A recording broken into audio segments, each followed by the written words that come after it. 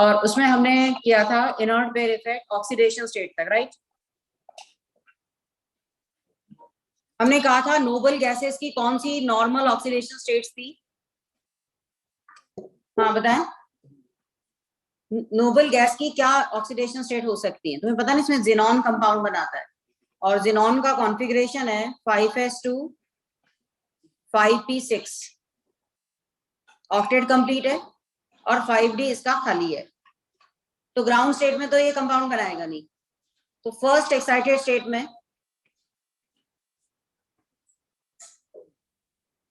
इसकी वैलेंसी कितनी हो गई? 2 +2 स्टेट। बातें नहीं प्लीज। अब फिर एक और इलेक्ट्रॉन की अनपेयरिंग हुई, तो अगली ऑक्सीडेशन स्टेट कौन सी हो गई? 4। फिर एक और की अनपेयरिंग हुई,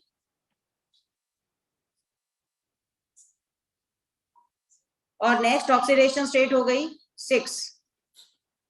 अगर ये भी अनपेयर हो जाता तो फिर अगली स्टेट इसकी +8 आती। 2 का डिफरेंस आता है नोबल गैसेस में, तो इसी तरह से यहाँ भी डिफरेंस चलेगा। हाँ, मिनिमम तो 0 है ही, हम कंपाउंड्स की बात कर रहे हैं। अब जैसे मान लो अगर ये होता XeF4 सॉरी XeF2, तो इस स्टेट में कंपाउंड बनाता और इसका हाइब्रिडाइजेशन क्या हो जाता? sp3d, एक डी यूज हो रहा है। अगर ये बनाता XeF4 तो ये +4 स्टेट होती और उसमें 2 डी यूज हो रहे हैं, तो इसका हाइब्रिडाइजेशन क्या हो जाएगा? sp3d2, और ये 2 अनपेयर्ड इलेक्ट्रॉन लोन पेयर यहाँ पर पड़े रहेंगे। जबकि पहले वाले में तुम देखो कितने इलेक्ट्रॉन्स हैं यहाँ पर XeF2 स्टेट में? 1 2 3, तो इसमें 3 लोन पेयर्स होंगे। ऐसे ही अगर ये +6 स्टेट होता तो इसका हाइब्रिडाइजेशन sp3d3 हो जाता और अनपेयर्ड इलेक्ट्रॉन एक ही रह जाता, और इसका एग्जांपल है XeF6।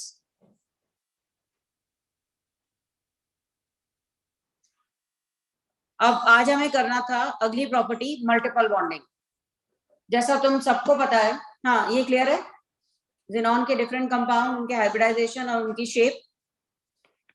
XeF2 लीनियर है, पता है ना सबको, हम लोन पेयर को ट्रायंगल पे लगाना चाहते हैं। ऐसे ही XeF4 लोन पेयर को मैक्सिमम डिस्टेंस पे लगाना है हमें, और XeF6 पेंटागोनल बाइपिरामिडल, और पेंटागन के एक कॉर्नर पर लोन पेयर आ जाएगा।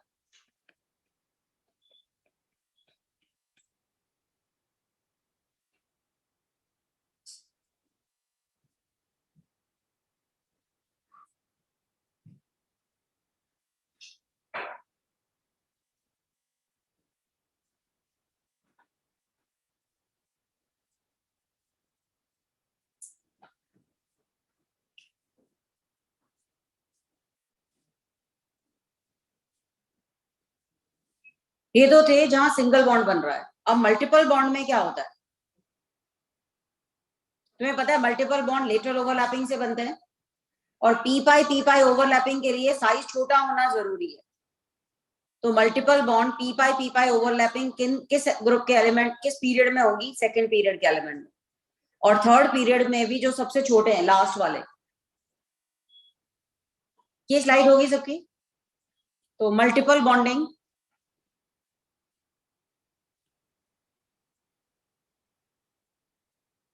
p pi is possible for second period element, third period में sulphur, phosphorus and chlorine can form multiple bond with small sized oxygen,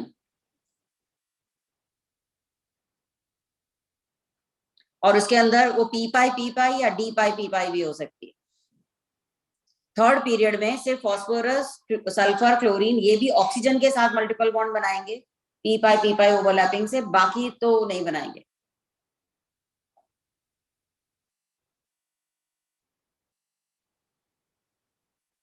ये तो थर्ड सेकंड पीरियड के element है, they can have P pi overlapping with itself.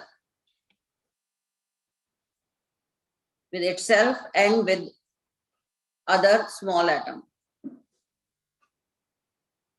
लेकिन third period के element में itself p pi overlapping नहीं है.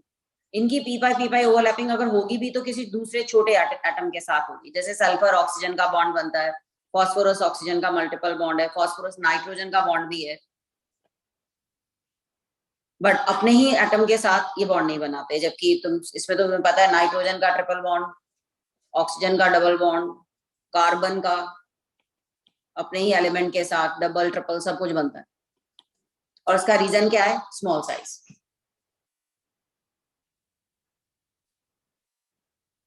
अब सेकेंड पीरियड के बाद थर्ड पीरियड ऑनवर्ड्स एक और तरह की लेटरल ओवरलैपिंग होती है, वो है डी पाई पी पाई ओवरलैपिंग.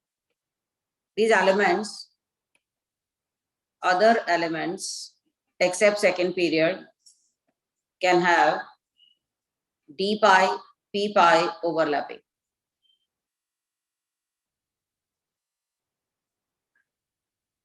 उनके d ऑर्बिटल ओवरलैप कर सकते हैं. जैसे इसका एक बड़ा कॉमन एग्जांपल है, पहले भी बताया हुआ है मैंने तुम्हें. ज्यादा ना एग्जांपल पे ध्यान देना कि इस एग्जाम्पल में क्या केस है, क्योंकि स्टेटमेंट बेस्ड क्वेश्चंस आते हैं. जैसे ट्राई मिथाइल अमीन, तुम्हें पता है लोन पेयर नाइट्रोजन पे लोकलाइज्ड है, नाइट्रोजन sp3 हाइब्रिडाइज्ड है, और ये लुईस बेस भी है, ट्रायंगुलर पिरामिडल शेप है. लेकिन अगर ये सराउंडिंग कार्बन की जगह सिलिकॉन होता, ट्राइसिलाइल अमीन,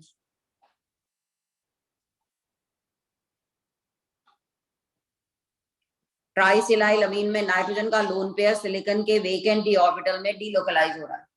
और ये डीलोकलाइजेशन कैसे है? डी पाई पी पाई ओवरलैपिंग से. सिलिकॉन का जो डी ऑर्बिटल है वो नाइट्रोजन के लोन पेयर को शेयर कर लेगा अपने वेकेंट ऑर्बिटल में, और हाइब्रिडाइजेशन sp2 हो जाएगा. लोन पेयर डीलोकलाइज्ड है, सो नॉट अ बेस, और ट्रायंगुलर शेप हो जाएगी sp2 होने की वजह से, पिरामिडल नहीं है. तो ये ट्राइसिलाइल और ट्राइमिथाइल अमीन का बहुत बार क्वेश्चन पूछा गया. नहीं, परमानेंट इसलिए कि any of the silicon resonance है. कभी इस सिलिकॉन के वेकेंट डी ऑर्बिटल में लोन पेयर चला जाएगा, कभी दूसरे कभी तीसरे, but it will not be present on nitrogen.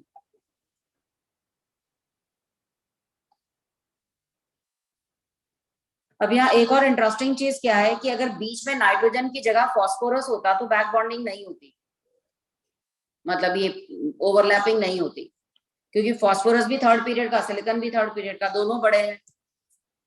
तो अगर ये सेंटर में नाइट्रोजन की जगह फास्फोरस होता तो फिर से ये वाली शेप हो जाती और इसका लोन पेयर इसी पे ही पड़ा रह जाता. D pi p pi not possible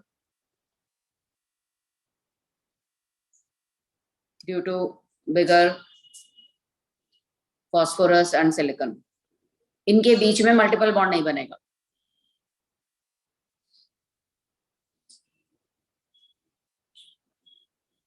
silicon phosphorus bond की लेंथ ज्यादा है.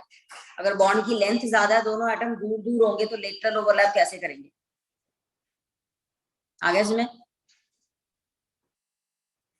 Phosphorus silicon single bond is longer, longer होने से वो दूर होंगे, लेटरली ओवरलैप नहीं कर पाएंगे,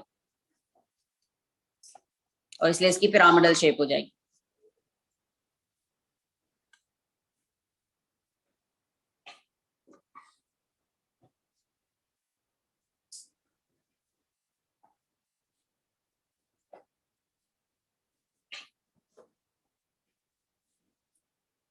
हाँ जी, राइट. इसी तरह से हम कहते हैं कि P डबल बॉन्ड OR3, ये एनसीईआरटी का ही क्वेश्चन है. It exist but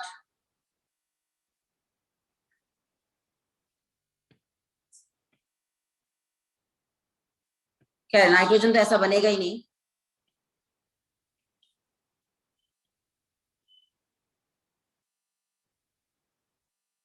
does not exist. और ये पाई बॉन्ड किस टाइप का है ये भी बताएं. पहले तो देखो फास्फोरस के अराउंड कितने बॉन्ड है, 5 बॉन्ड है ना, पेंटावेलेंट है फास्फोरस, नाइट्रोजन तो 5 बॉन्ड बना ही नहीं सकता, कांट एक्सपैंड ऑक्टेट। तो इसका रीजन हम ये नहीं देंगे कि नाइट्रोजन मल्टीपल बॉन्ड नहीं बना सकता इसलिए ये नहीं बन रहा।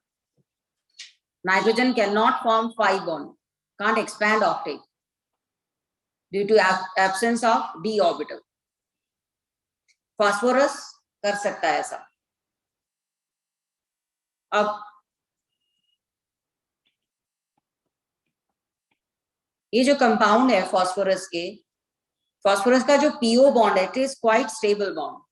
इसको कई बार ऐसे भी दिखाया जाता है, साइनर्जिक इफेक्ट कहते हैं इसको।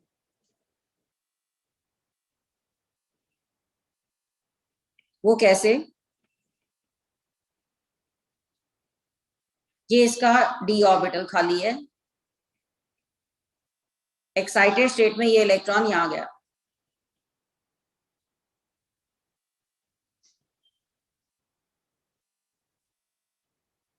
हाइब्रिडाइजेशन हो गया sp3। ये जो 3d ऑर्बिटल में पड़ा हुआ इलेक्ट्रॉन है ये पाई बॉन्ड बनाएगा। तो ये जो डबल बॉन्ड है ये कौन सी ओवरलैपिंग से बना है? फास्फोरस का डी और ऑक्सीजन का पी, डी पाई पी पाई ओवरलैपिंग से बना है। साइनर्जिक इफेक्ट क्या है वो बताती हूँ मैं भी।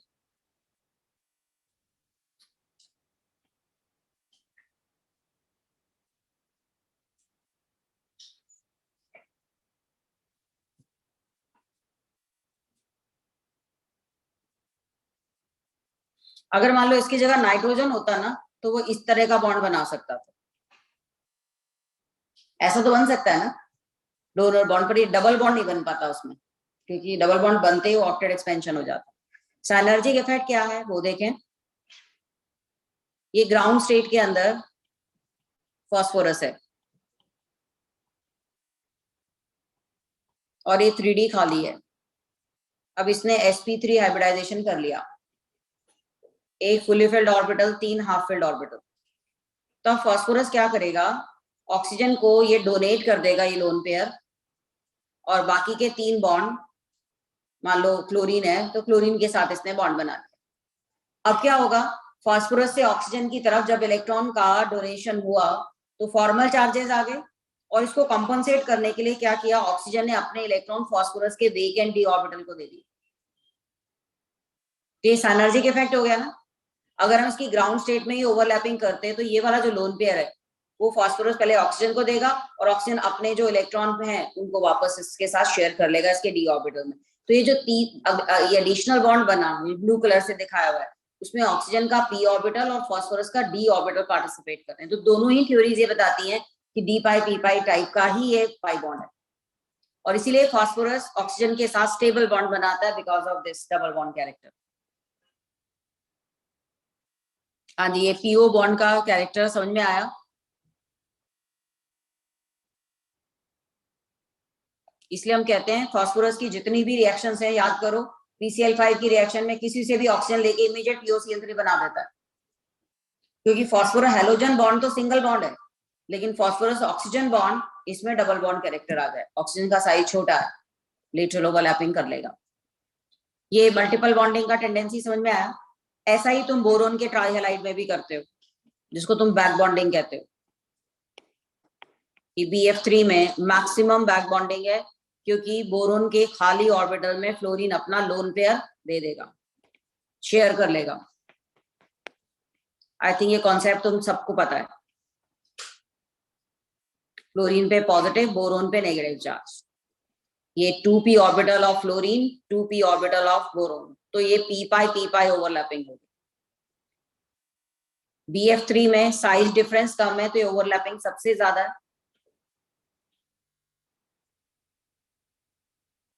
फिर BCl3, देन BBr3, सबसे कम Bi3 है, बिकॉज आयोडीन जो है उसका 5th p है और बोरोन का तो अभी भी 2p है, तो साइज डिफरेंस इतना ज्यादा होगा कि वो अच्छे से ओवरलैपिंग हो ही नहीं पाएगी, मतलब बहुत कम होगी। तो एक्सटेंट ऑफ ओवरलैप छोटे एटम के बीच में ही लेटरल ओवरलैप बेटर होता है, बड़े एटम में वीकर होता है।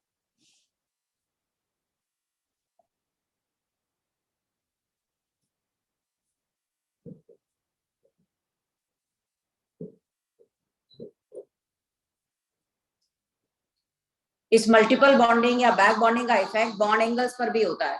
जैसे देखें, मैं जो मेन बॉन्डिंग के कॉन्सेप्ट है ना वो इसी में बता रही हूँ, ठीक है। इसके बाद तुम्हें पता है, हम कहते हैं ये 3 कंपाउंड जिनके बॉन्ड एंगल का ऑर्डर बताना था मैं। VSEPR थ्योरी क्या कहती है कि अगर बॉन्ड पेयर सेंटर की तरफ डायरेक्टेड हो तो ज्यादा रिपेल करते हैं और एंगल ज्यादा होता है। तो इन दोनों में बॉन्ड पेयर सेंटर से दूर है, इसमें बॉन्ड पेयर सेंटर की तरफ है क्योंकि सेंटर में ऑक्सीजन है, सराउंडिंग में हाइड्रोजन है। तो वाटर में जो रिपल्शन है bond pair repulsion, that will be more. तो इसका एंगल ज्यादा है, बॉन्ड एंगल ज्यादा है OF2 से। लेकिन इन तीनों से ज्यादा OCl2 का है। और उसका रीजन क्या हुआ कि ऑक्सीजन का लोन पेयर क्लोरीन के वेकेंट डी ऑर्बिटल में लेटरल ओवरलैपिंग कर रहा है। ये है डी पाई पी पाई ओवरलैपिंग। और उससे क्या हुआ, सेंटर का लोन पेयर ही खत्म हो गया। अगर सेंटर में लोन पेयर खत्म हो गया, बॉन्ड पेयर ज्यादा हो गए, तो बॉन्ड पेयर रिपल्शन मैक्सिमम हो गया ना।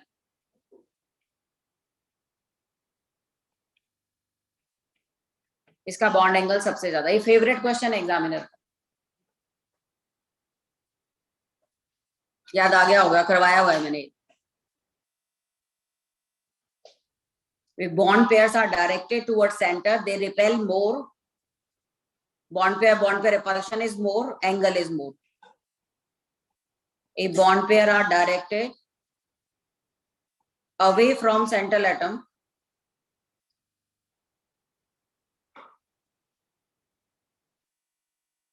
They repel less, bond angle will be less.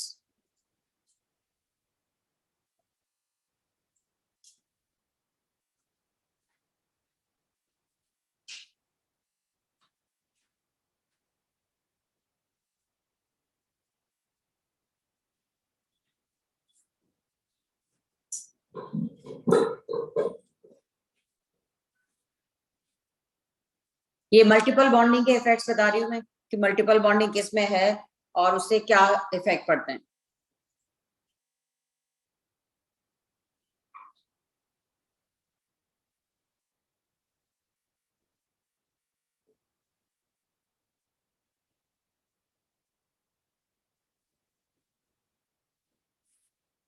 इसी तरह से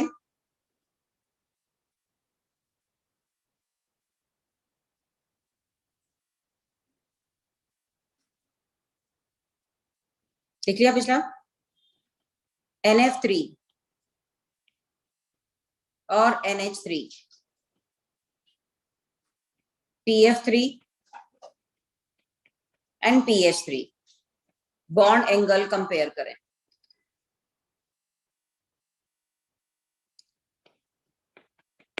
फर्स्ट वाले में NF3 के अंदर बॉन्ड पेयर किस तरफ डायरेक्टेड है, towards fluorine, away from centre.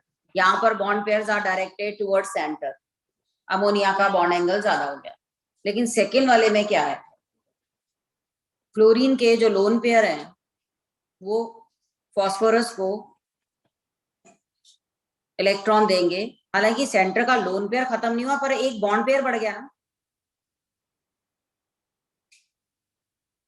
तो इसका बॉन्ड एंगल PH3 से ज्यादा होगा। तो मल्टीपल बॉन्डिंग ये इफेक्ट डालती है। ये भी डी पाई पी पाई ओवरलैपिंग है।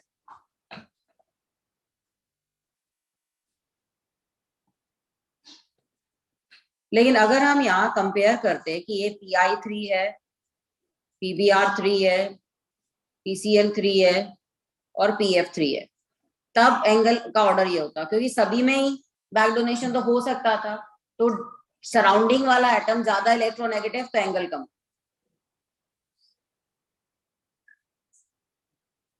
स्टेरिक इफेक्ट भी कह सकते हैं।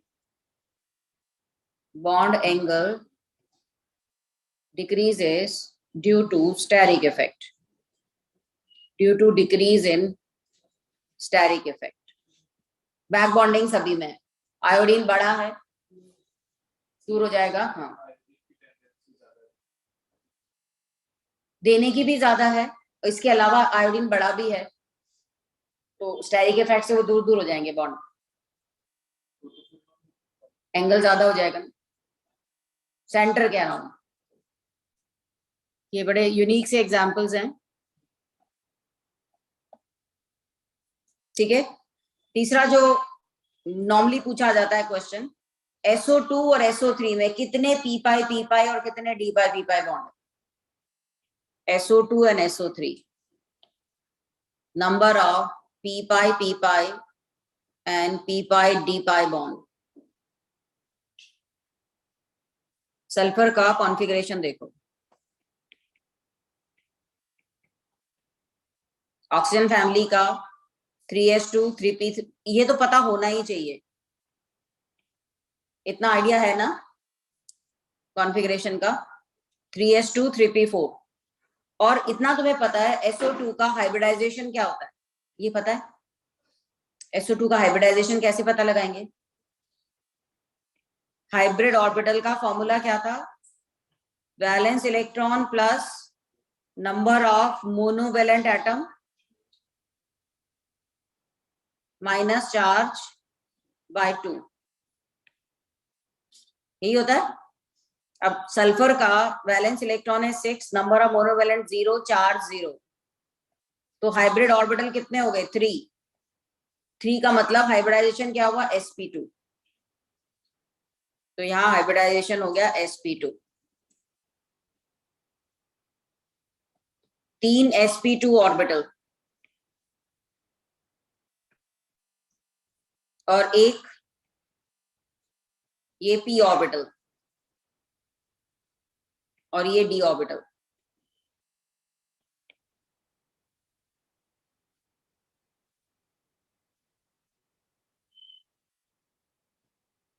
हाँ जी,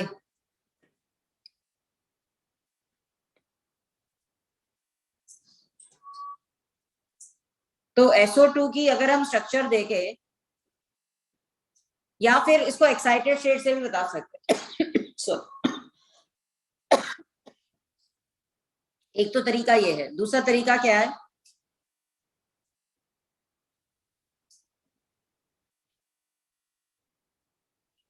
ये sp2 हाइब्रिडाइजेशन, 3 sp2 ऑर्बिटल,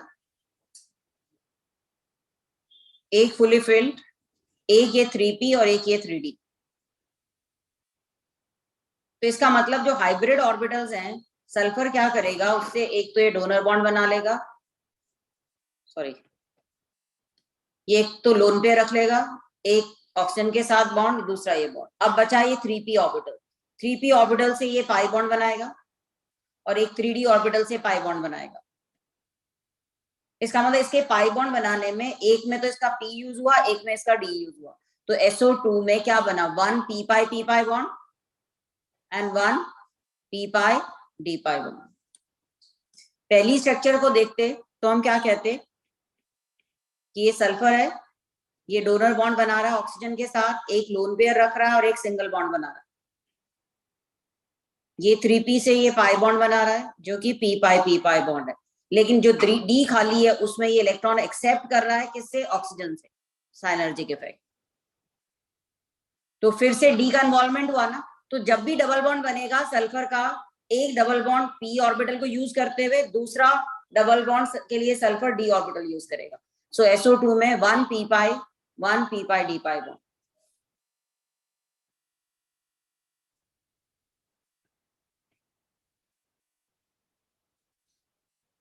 लेकिन SO3 में इसके पास कोई लोन पेयर नहीं है, तो हम क्या करेंगे? सारे ही इलेक्ट्रॉन को अनपेयर करवा देंगे, और तुम देख रहे हो इसके डी में 2 इलेक्ट्रॉन्स हैं।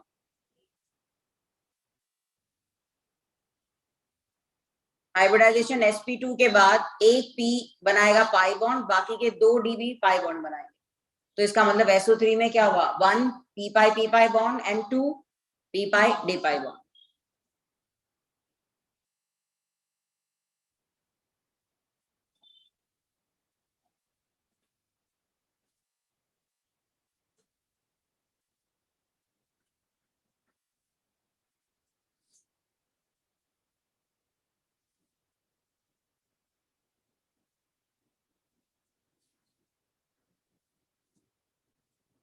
ठीक है, अब एक एग्जांपल और देखते हैं। हेलोजन, तुम्हें पता है हेलोजन एक ही सिंगल बॉन्ड बना सकता है, एक ही इलेक्ट्रॉन है। तो जब भी हेलोजन में डबल बॉन्ड होंगे ना, वो सारे ही डी ऑर्बिटल के इन्वॉल्वमेंट से बनेंगे। ये है परक्लोरेट आयन। इसमें हमें बताने हैं कितने पी पाई कितने पी पाई डी पाई है, तो सारे ही डी पाई पी पाई है, मल्टीपल बॉन्ड। क्योंकि अगर हम क्लोरीन का कॉन्फ़िगरेशन देखें तो 3s2 3p5 है, 3d इसका खाली है, और सारे इलेक्ट्रॉन जब अनपेयर हो गए तो ये सारे के सारे डी में आ गए। ठीक है, इसने sp3 हाइब्रिडाइजेशन किया, 4 इसके पास हाफ फिल्ड ऑर्बिटल आ गए, और इनसे इसने 4 जो है सिंगल बॉन्ड बना लिए। लेकिन एक ही ऑक्सीजन पर नेगेटिव चार्ज है, तो बाकी के ऑक्सीजन अपनी वैलेंसी पूरी करने के लिए इसके साथ पाई बॉन्ड बनाएंगे। तो ये जो पाई बॉन्ड बना दूसरा, ये सारा कौन सा था? D pi p pi bond. तो हेलोजन का जब भी डबल बॉन्ड पाई बॉन्ड बनेगा ना, डबल बॉन्ड बनेगा, वो डी की इन्वॉल्वमेंट से ही बनेगा।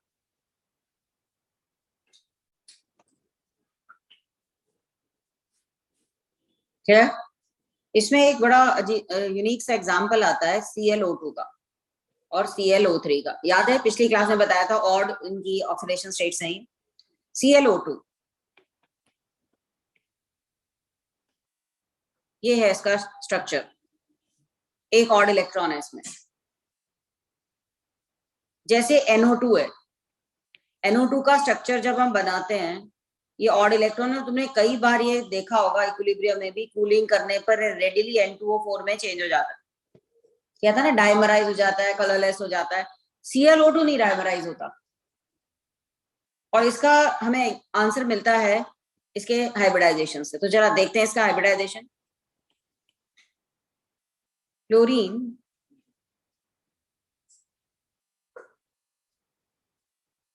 ये 3D है। एक्साइटेड स्टेट में ये वो क्वेश्चंस हैं जो फ्रीक्वेंटली पूछे गए, मैं उन्हीं को ही पहले इसमें मल्टीपल बॉन्डिंग में बता रही हूँ। ये लोन पेयर, और एक एक इलेक्ट्रॉन जंप करके डी में चला गया। ठीक है, अब ClO2 में sp2 हाइब्रिडाइजेशन है, एक fully filled orbital, 2 half filled orbital, और ये 3p ऑर्बिटल। एक सेकेंड,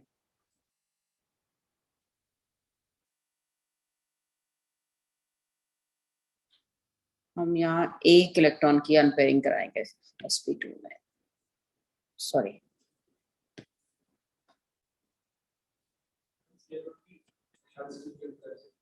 मैं वही बता रही हूँ तुम्हें अभी। अगर हम रूल के हिसाब से चलते हैं तो फ्रैक्शन में आती है ना, हाइब्रिड ऑर्बिटल विल बी 7/2, 3.5 आती है इसकी। नॉर्मली हम इसको हायर वाले में ले लेते हैं, पर यहाँ ऐसा नहीं है। उसका रीजन बताती हूँ तुम्हें, क्योंकि इसका ऑड इलेक्ट्रॉन अवेलेबल नहीं होता बॉन्डिंग के लिए। तो हमने sp2 हाइब्रिडाइजेशन किया, एक ऑर्बिटल 3p में और एक 3d में पड़ा हुआ। जब ClO2 का स्ट्रक्चर होगा, इसने एक सिंगल बॉन्ड बनाया, ये कोऑर्डिनेट बॉन्ड बना, तो एक फुली फिल्ड ऑर्बिटल हमें यहाँ चाहिए था कोऑर्डिनेट बॉन्ड बनाने के लिए। एक इलेक्ट्रॉन यहाँ पड़ा हुआ है, ये वाला, ये है फॉर पाई बॉन्ड। तो ये जो डबल बॉन्ड बना, ये पी पाई बॉन्ड बना। पर ये जो ऑड इलेक्ट्रॉन है, ये किसमें प्रेजेंट है? डी में। क्योंकि अगर हमारे पास p और d दोनों अवेलेबल है, तो it would prefer to form bond by p orbital.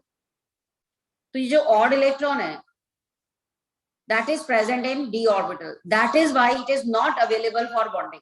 क्योंकि हमें ClO2 में पता चल रहा है कि ये डाइमराइज नहीं होता, कूलिंग करने पर भी डाइमराइज नहीं होता। इसका मतलब इसका ऑड इलेक्ट्रॉन बॉन्डिंग के लिए अवेलेबल नहीं है। और ये बॉन्डिंग के लिए अवेलेबल कब नहीं होगा? जब ये डी के अंदर डीलोकलाइज होता रहेगा, कभी एक डी में, कभी दूसरे में, कभी तीसरे में, ऐसे डीलोकलाइज होता रहेगा। तो ये NCERT का क्वेश्चन है कि ClO2 do not dimerize like NO2 because its odd electron is present in d orbital and it is delocalized in d orbital, not available for bonding। तो स्पेसिफिक एग्जांपल है, लिख लीजिए। In ClO2 its odd electron is delocalized in 3d orbital, so not available for bonding। p पाई है, इसका pi bond भी P पाई type का है। जबकि NO2 में क्या होता, sp2 हाइब्रिडाइजेशन इसमें भी है,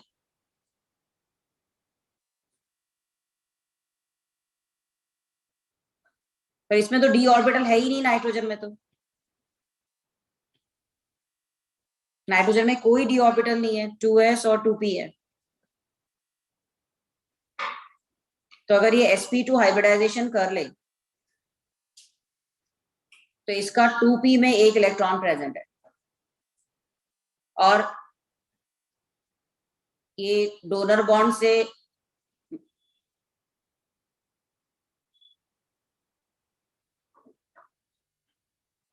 एक मिनट, हाँ, तो ये डोनर बॉन्ड इसने ऑक्सीजन को दे दिया, एक सिंगल बॉन्ड ऑक्सीजन के साथ बना लिया, एक ऑड इलेक्ट्रॉन यहाँ पड़ा हुआ है इसका हाइब्रिड ऑर्बिटल में sp2 में, और जो p ऑर्बिटल था उससे इसने मल्टीपल बॉन्ड बना लिया। तो NO2 का जो ऑड इलेक्ट्रॉन है that is present in hybrid orbital, और हाइब्रिड ऑर्बिटल तो डायरेक्शनल होते हैं, इजीली बॉन्ड बना लेते हैं।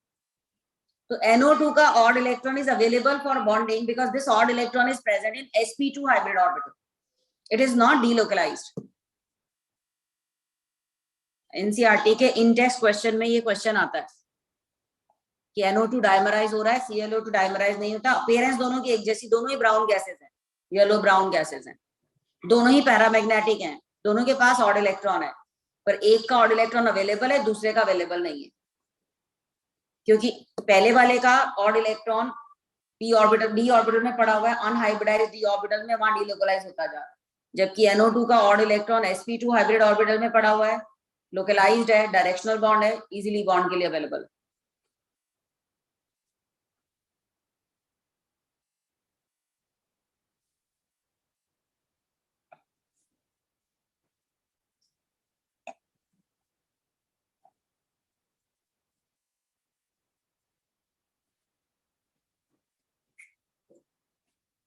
हीटिंग करने पर ये कलरलेस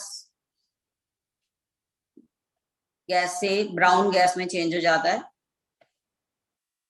कूलिंग करने पर ये डायमराइज हो जाता है, क्योंकि ये देखो ये जो ऑड इलेक्ट्रॉन को यूज करके ना ये इस तरह के बॉन्ड बना लेता है, पर क्योंकि पहले वाले का ऑड इलेक्ट्रॉन डिलोकलाइज हो रहा है इसलिए वो बॉन्ड ही नहीं बना रहा।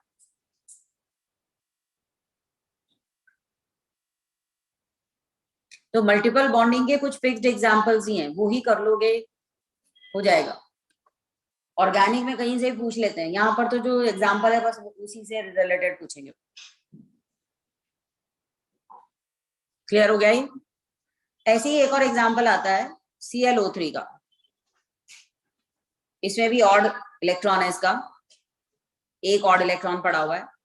तो हम क्लोरीन को एक्साइटेड स्टेट में लिख रहे हैं,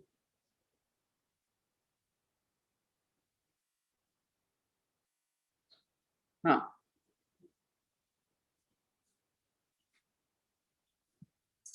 अब ClO3 sp3 हाइब्रिडाइज्ड है, देखिए इधर sp3 हाइब्रिडाइज्ड है, और इसके d orbital for pi bond है।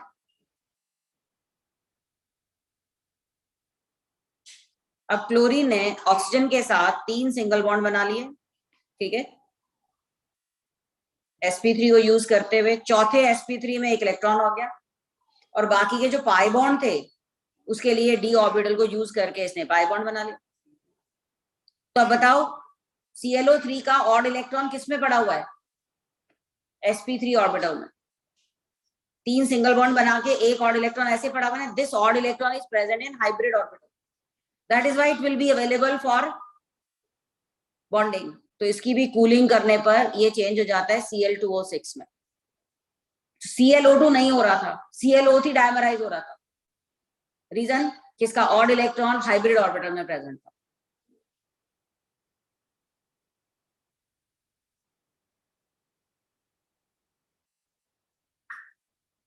इसके अंदर 3 electron form sigma bond, and fourth will be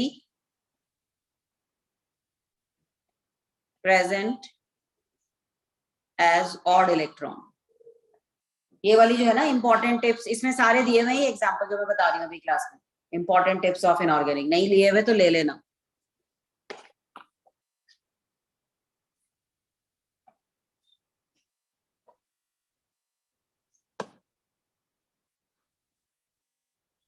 right. अगली प्रॉपर्टी है कैटिनेशन। चले आगे।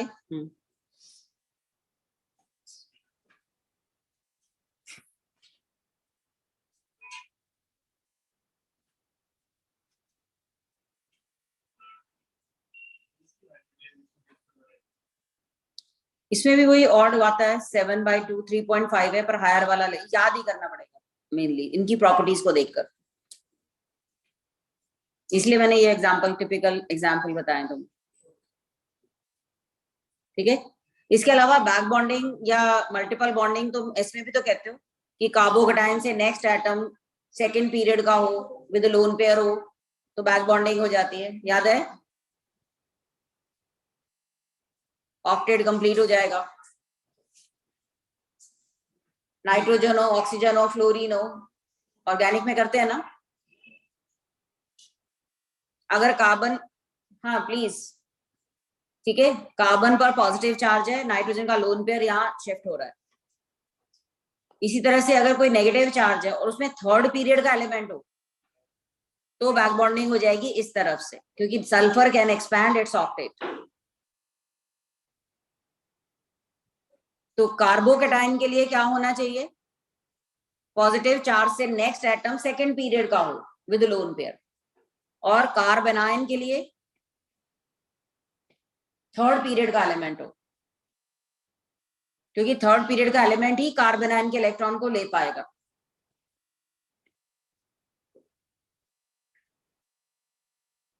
और ये बॉन्डिंग पहली वाली बॉन्डिंग है पी पाई बॉन्डिंग, लेकिन सेकेंड वाली बॉन्डिंग क्या है? P pi D pi bonding, क्योंकि सल्फर एक्सेप्ट करेगा इलेक्ट्रॉन्स अपने वेक एंटी ऑर्बिटल।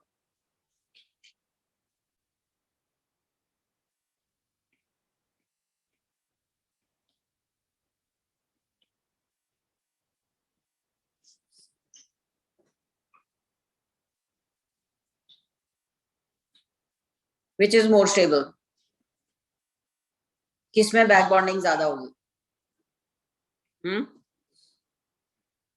नाइट्रोजन में, क्योंकि एक पीरियड में electronegativity is the dominating factor. Nitrogen की इलेक्ट्रोनेगेटिविटी कम है तो जल्दी से इलेक्ट्रॉन दे देगा।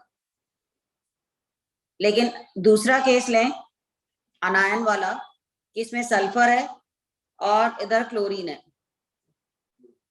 तब क्या होगा? तब किसकी बैक बॉन्डिंग ज्यादा होगी? जितना ज्यादा इलेक्ट्रोनेगेटिव उतनी जल्दी इलेक्ट्रॉन एक्सेप्ट करेगा।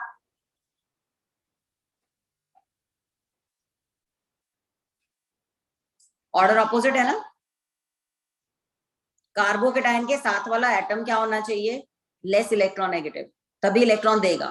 जबकि कार्बोनाइन के साथ वाला एटम क्या होना चाहिए? More electronegative.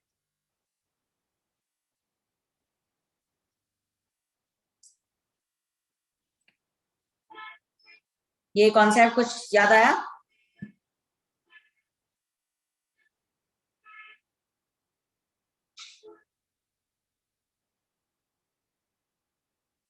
जब भी एक पीरियड में हम चेक करते हैं, हम इलेक्ट्रोनेगेटिविटी वाले फैक्टर को इंपॉर्टेंस देते हैं, और कार्बोनाइन को डीलोकलाइज होने के लिए मोर इलेक्ट्रोनेगेटिव एटम होना चाहिए, और कार्बोकेटाइन को स्टेबलाइज करने के लिए लेस इलेक्ट्रोनेगेटिव होना चाहिए।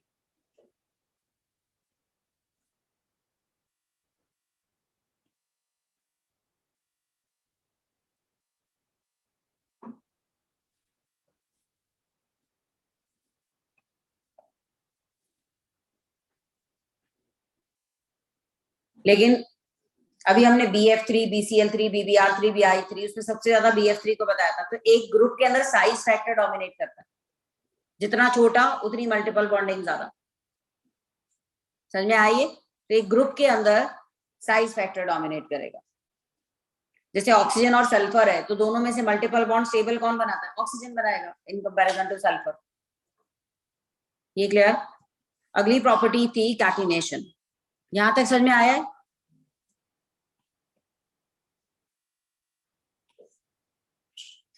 कैटिनेशन जो है, it depend on stability of single bond.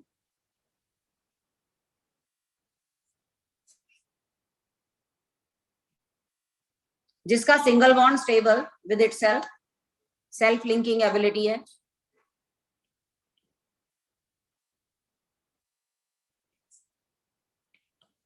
Stability of single bond with itself.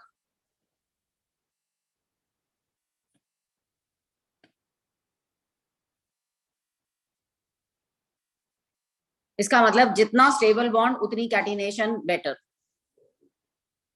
तो एक ग्रुप में तो कैटिनेशन हमेशा ही कम होगी, down the group decreases, catenation down the group decreases except for second period element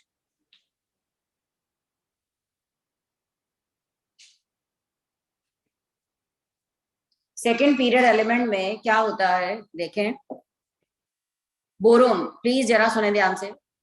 boron, boron single bond, boron का size बड़ा है। मैं अभी सिंगल बॉन्ड की स्ट्रेंथ की बात करती हूँ। बोरोन बोरोन सिंगल बॉन्ड और कार्बन कार्बन सिंगल बॉन्ड में carbon carbon single bond is smaller, stable, तो इसकी जो बॉन्ड स्ट्रेंथ है बोरोन से ज्यादा होगी, ये स्ट्रॉन्गर बॉन्ड है। बट आफ्टर कार्बन साइज छोटा है बट एक नॉन बॉन्डिंग इलेक्ट्रॉन्स पड़े रहेंगे, वैलेंस इलेक्ट्रॉन ज्यादा वैलेंसी कम, तो इस बॉन्ड की स्टेबिलिटी कम हो गई। Nitrogen single bond is smaller but less stable because of inter electronic repulsion. Oxygen में रिपल्शन और बढ़ जाएगा क्योंकि वैलेंसी रह गई सिर्फ 2 और इलेक्ट्रॉन पेयर हो गए 6, मतलब 4 इलेक्ट्रॉन पेयर हो गए। और भी सबसे unstable bond fluorine fluorine bond होगा क्योंकि इसमें भी नॉन बॉन्डिंग इलेक्ट्रॉन बहुत ज्यादा है। इसका मतलब सेकेंड पीरियड में सबसे स्टेबल सिंगल बॉन्ड कौन बना रहा है? Carbon, most stable single bond. इसलिए सेकेंड पीरियड में मैक्सिमम कैटिनेशन किसका होता है? कार्बन। नहीं तो हम कहते हैं जितना छोटा बॉन्ड उतना स्टेबल, बट ये चीज नाइट्रोजन ऑक्सीजन फ्लोरीन पे अप्लाई नहीं होती। Smaller bonds are stronger bonds except कौन कौन से? NN, OO and FF bond. जितना छोटा उतना लेस स्टेबल होता जा रहा है।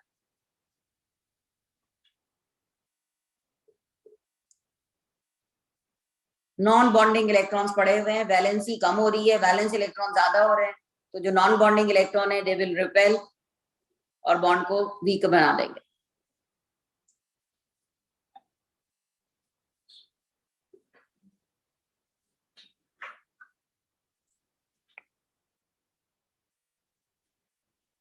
इसलिए नाइट्रोजन में, फ्लोरीन में, इनमें कैटिनेशन नहीं होता। कार्बन में बहुत ज्यादा होता है, सिलिकॉन से भी ज्यादा होता है।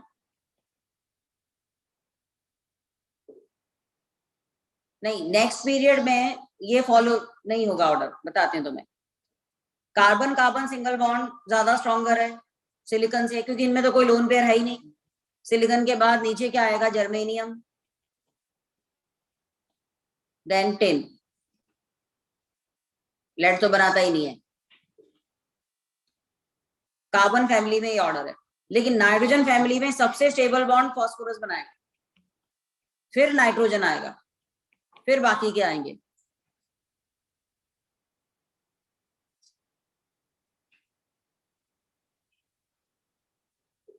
फास्फोरस आएगा, फिर नाइट्रोजन आएगा। आर्सेनिक में क्या है? लॉन्गर हो गया बॉन्ड, इसलिए वीकर हो गया। होना चाहिए रूल के अकॉर्डिंग नाइट्रोजन को, पर नाइट्रोजन में इंटर इलेक्ट्रॉनिक रिपल्शन है, उसको सेकंड नंबर पे ला दे।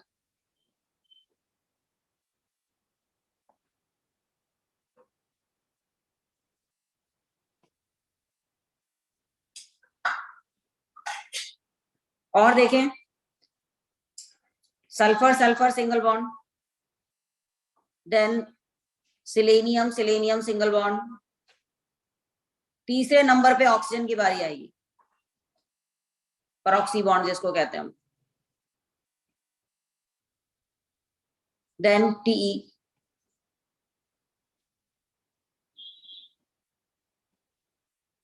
इतना तो पता है ना, ऑक्सीजन फैमिली में टोटल इलेक्ट्रॉन 6 होते हैं, 2 बॉन्ड में बन गए तो 4 लोन पेयर की तरह पड़े होंगे।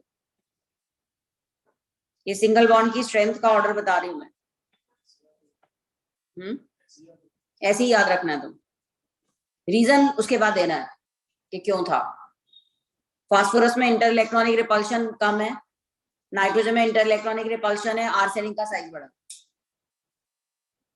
और हेलोजन में तुम्हें पता है क्लोरीन सबसे स्ट्रॉन्गर बॉन्ड होता है, उसके बाद नंबर आता है ब्रोमीन का, फ्लोरीन तीसरे नंबर पर है। ऑर्गेनिक में भी किया था हमने बॉन्ड स्ट्रेंथ। तो फ्लोरीन ऑड पोजीशन पर क्यों है? साइज छोटा हो गया है, इंटर इलेक्ट्रॉनिक रिपल्शन और बढ़ गए, लोन पेयर 3-3 पड़े हुए हैं हर एक एटम के पास, तो इंटर इलेक्ट्रॉनिक रिपल्शन फ्लोरीन में ज्यादा है। ऑक्सीजन की तरह ये भी तीसरे नंबर पर आ गया अपने ग्रुप में, पहले सल्फर सिलेनियम फिर ऑक्सीजन, ऐसे ही इधर क्लोरीन ब्रोमीन तीसरे नंबर पर फ्लोरीन आएगा बॉन्ड स्ट्रेंथ में। तो ये बॉन्ड स्ट्रेंथ के ऑर्डर है।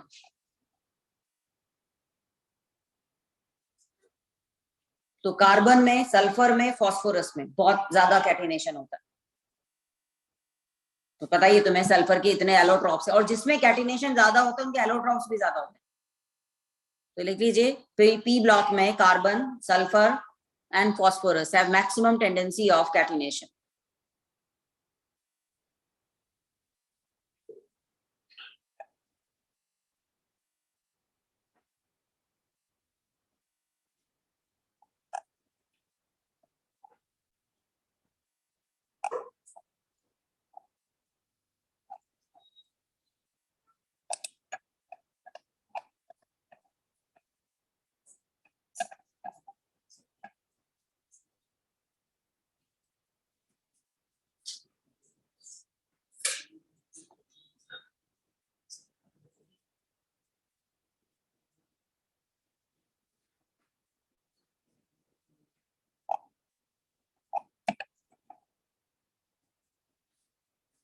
Clear?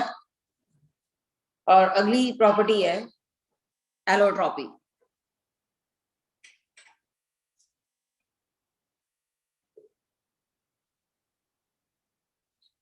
different physical arrangement of same element, phenomena of existence of different physical arrangements of same element is called allotropy. तो सबसे पहले अगर हम देखें ग्रुप 14 में, तो कार्बन के मैक्सिमम एलोट्रॉप हैं,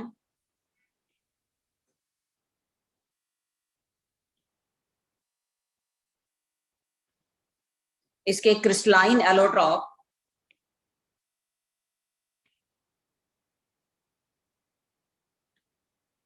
डायमंड, ग्रेफाइट, फुलेरीन, और अभी जो रिसेंटली आया है graphene.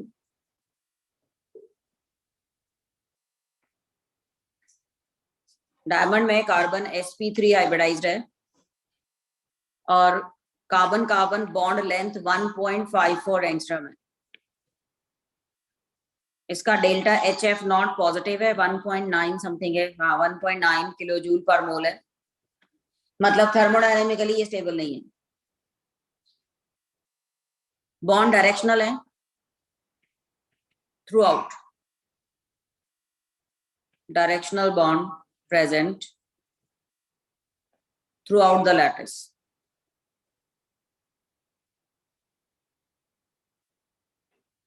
That is why it is best conductor of heat. It is best conductor of heat, but वैसे ये insulator है।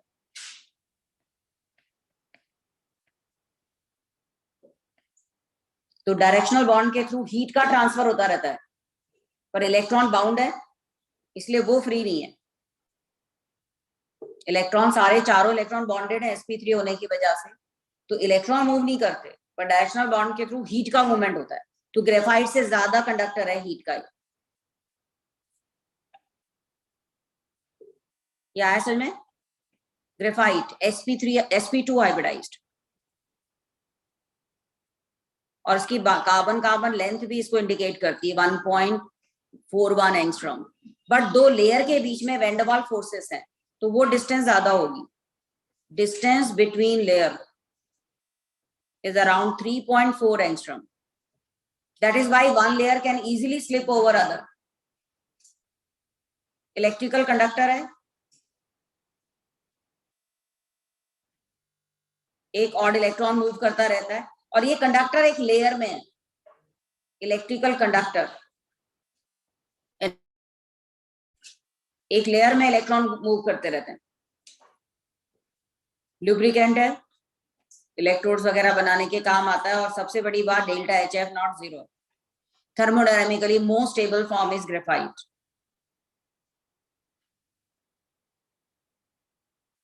लेकिन एंट्रोपी इसकी बाकी सारे फॉर्म से ज्यादा है। डेल्टा एस नहीं S, entropy, exact value of entropy graphite की ज्यादा है, बिकॉज ये इसमें डिसऑर्डर होने के चांसेस ज्यादा है, एक लेयर दूसरी लेयर पे स्लिप कर जाती है। तो एंट्रोपी मैक्सिमम, एंथैल्पी मिनिमम। हाँ, याद करनी है, तभी लिखवाई है, स्पेसिफिकली सिलेबस में मेंशन है। एलोट्रोप, फुलिरीन, इसमें कार्बन का sp2 हाइब्रिडाइजेशन है, और इसमें 2 बॉन्ड लेंथ है। Carbon carbon single bond 1.43 angstrom है, और carbon carbon double bond 1.38 angstrom है। डेल्टा HF नॉट सबसे ज्यादा 38 किलो जूल पर मोल। sp2 होने की वजह से कंडक्टर है, क्योंकि इसका एक इलेक्ट्रॉन घूमता रहता है रिंग्स में। जो सबसे पहले डिस्कवर हुआ था फुलिरीन C60, बकमिनिस्टर फुलिरीन या बकीबॉल, इसकी स्ट्रक्चर पर भी कई बार क्वेश्चन पूछे गए हैं। इसमें 26 मेंबर रिंग है,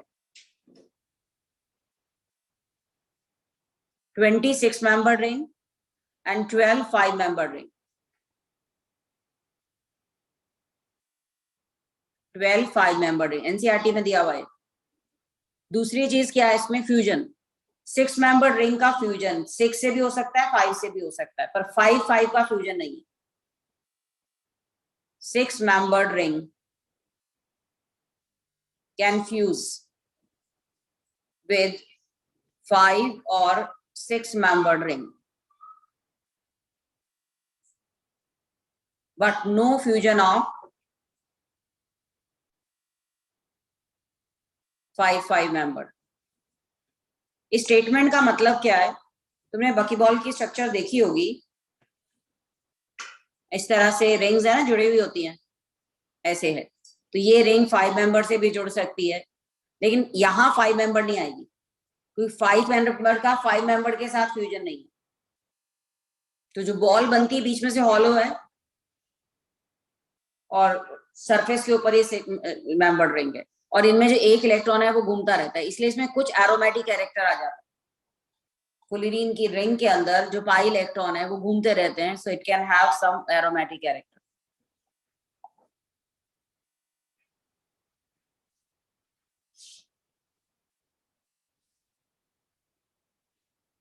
और फुलिरीन की सरफेस पे कोई भी चीज स्टिक नहीं कर सकती, टेंगलिंग ऑफ बॉन्ड कहते हैं ना, बॉन्ड इस तरह से जुड़े हुए हैं कि सरफेस पर कोई वैलेंसी फ्री नहीं है उसकी, तो स्टेबल है, रिएक्ट नहीं करता किसी से। और ग्राफीन क्या है, अगर हम ग्रेफाइट की एक सिंगल लेयर 1 एटम थिकनेस वाली जो लेयर है उसको हटा दें, उसको सेपरेट कर लें, तो दैट लेयर इज ग्राफीन। इसकी स्ट्रेंथ स्टील की तरह है, स्टील से भी ज्यादा है, और लाइटर ये देखो कितना है, प्लास्टिक की तरह लाइटर है। 1 एटम थिकनेस का मतलब ही क्या है, नैनो टेक्नोलॉजी में यूज करते हैं इसको।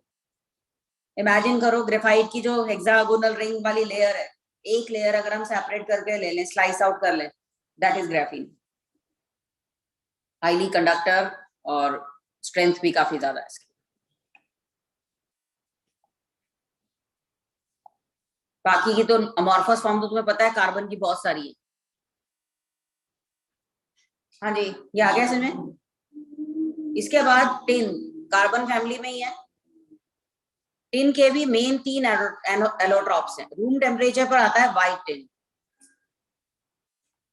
लो टेम्परेचर पर ये चेंज हो जाता है ग्रे टिन में, और क्रम्बल्ड हो जाता है पाउडर फॉर्म में।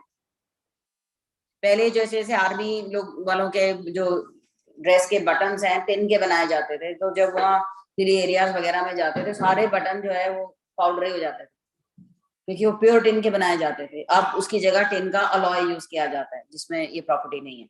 तो व्हाइट टिन ग्रे टिन में चेंज हो जाता है लो टेम्परेचर पर। इस प्रोसेस को कहते हैं टिन प्लेग या टिन डिजीज। Tin disease. और थोड़ा सा हीट करें इसको तो ये चेंज हो जाता है रोम्बिक टिन में। ये टिन के एलोट्रॉप्स हैं जिसमें टिन प्लेग है, एक एलोट्रॉप का दूसरे एलोट्रॉप में चेंज हो जाना। और ग्रे टिन पाउडर्ड होता है।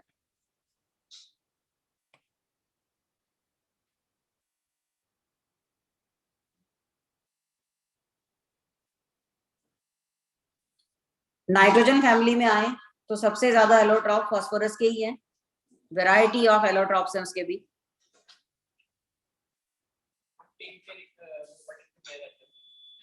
चीप है, मेटल है, इसलिए यूज करते थे। अब तो इसको टिनिंग के लिए यूज करते हैं ना, कॉपर के बर्तनों के ऊपर टिनिंग की जाती है। क्योंकि टिन एक ऐसा मेटल है जो किसी ऑर्गेनिक एसिड से रिएक्ट नहीं करता। तो फूड स्टफ में जो ऑर्गेनिक एसिड्स होते हैं, अगर उसको कॉपर के बर्तन में रख दें तो कॉपर एसीटेट बन जाता है और वो जो फूड है वो स्पॉइल हो जाता है। तो इसीलिए कॉपर के बर्तनों के ऊपर कली करना नहीं कहते, कली जो करते हैं कॉपर के बर्तनों पर टिनिंग होती है, वो टिन की लेयर लगा देते हैं। क्योंकि टिन रिएक्ट नहीं करता किसी ऑर्गेनिक एसिड से। लेड करता है, लेड एसीटेट नहीं देखते हम, लेड तो एसिटिक एसिड में डिजोल्व हो जाता है। तो जितने ऑर्गेनिक एसिड्स हैं उनमें टिन रिएक्ट नहीं करता, ये याद रखना। हाँ जी, तो अब आते हैं हम एलोट्रॉप्स ऑफ फास्फोरस।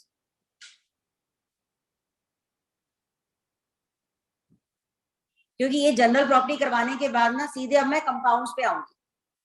हम नाइट्रोजन के कंपाउंड, फास्फोरस के कंपाउंड्स ऐसे करेंगे। अब हम जनरल प्रॉपर्टीज दोबारा नहीं करेंगे सारी फैमिलीज की। Allotropes of phosphorus.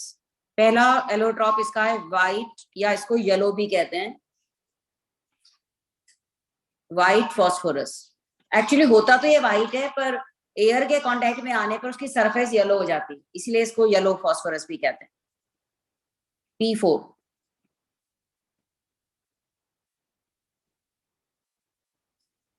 यहाँ पर जो बॉन्ड एंगल है PPP बॉन्ड एंगल, ये है 60 डिग्री।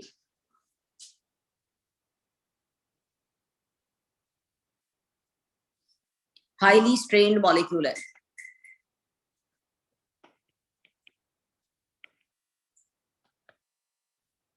जिसकी वजह से ये रिएक्टिव है। Highly strained molecule, angle strain बहुत ज्यादा है, so it is the most reactive form. अच्छा ये बताएं इसमें PP बॉन्ड कितने हैं? 6 PP bond at 60 degree angle. Every phosphorus sp3 hybridised और पिरामिडल शेप का है। पिरामिडल ही है ना। ये ऐसे 3 फास्फोरस नीचे, 1 फास्फोरस ऊपर, और सबके 3-3 बॉन्ड है।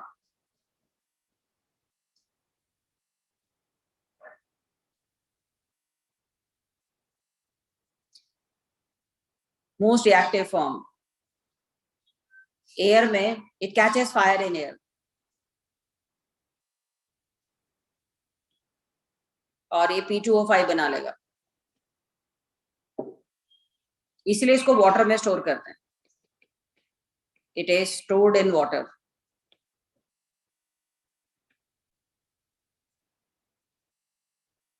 हाईली टॉक्सिक है।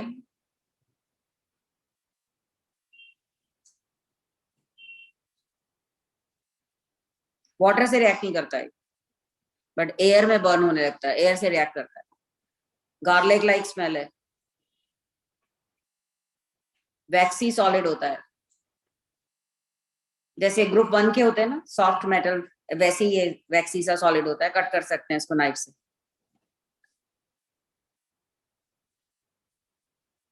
अगर इसको 35 डिग्री से ऊपर रख दें तो इग्नाइट, इग्निशन शुरू हो जाता है इसका। Above 35 degree it will catch fire. ये वाटर में तो इनसॉल्युबल है, पर ऑर्गेनिक सॉल्वेंट में सॉल्युबल है, मतलब कार्बन डाइसल्फाइड में डिसॉल्व हो जाता है। It is insoluble in water but soluble in carbon disulphide CCl4, उसमें डिसॉल्व हो जाता है, ऑर्गेनिक सॉल्वेंट में डिसॉल्व हो जाता है।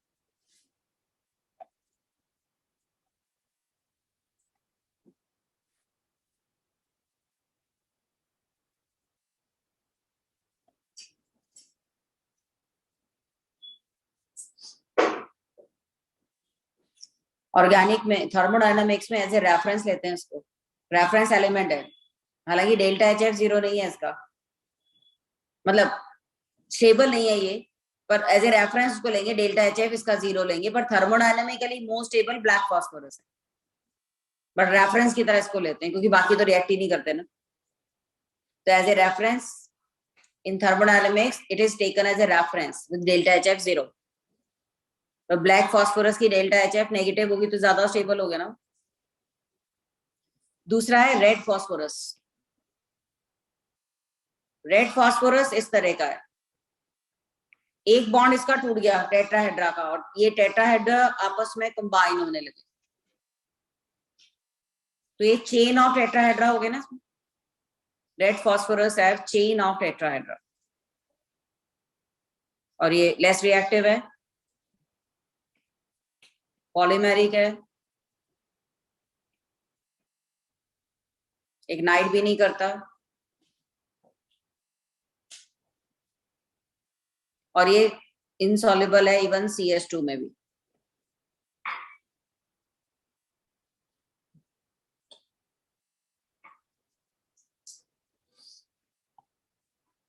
और जो ब्लैक फास्फोरस है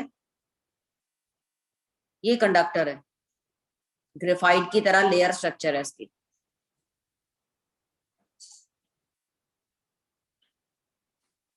थर्मोडायनेमिकली मोस्ट स्टेबल है,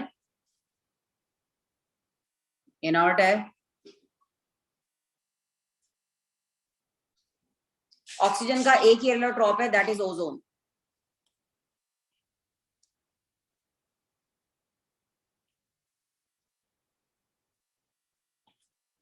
बट मैक्सिमम एलोट्रॉप किसके हैं? सल्फर के।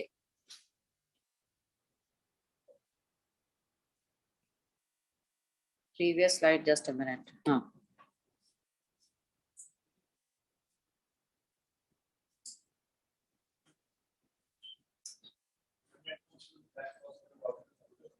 इनसॉल्युबल जो पहला ही नहीं है, ये तो वैसे ही इनर्ट है। मैक्सिमम एलोट्रॉप सल्फर के हैं, जिसमें सल्फर रोम्बिक है, सल्फर मोनोक्लिनिक है, प्लास्टिक सल्फर है, एक साइक्लो S6 है,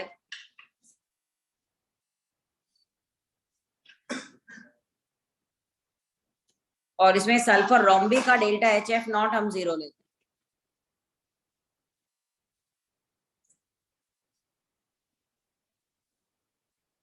रूम टेम्परेचर पर जो rhombic sulphur S8 form exist करती है, उसको अल्फा सल्फर भी कहते हैं, 95.6 डिग्री पर ये मोनोक्लिनिक में चेंज होने लगता है।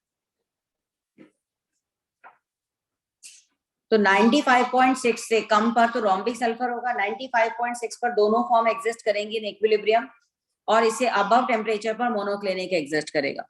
तो ये इसका ट्रांजिशन टेम्परेचर है। ट्रांजिशन टेम्परेचर जिसके बाद एक एलोट्रॉप दूसरे एलोट्रॉप में चेंज हो जाता है। तुम्हें पता है रोम्बिक और मोनोक्लिनिक में 1 एंगल इज नॉट 90 डिग्री, तो थोड़ा सा सिमेट्री कम है इसमें। और सल्फर की सारी ही फॉर्म कार्बन डाइसल्फाइड में सॉल्युबल है। All forms of sulphur are soluble, मतलब सारे allotrope carbon disulphide.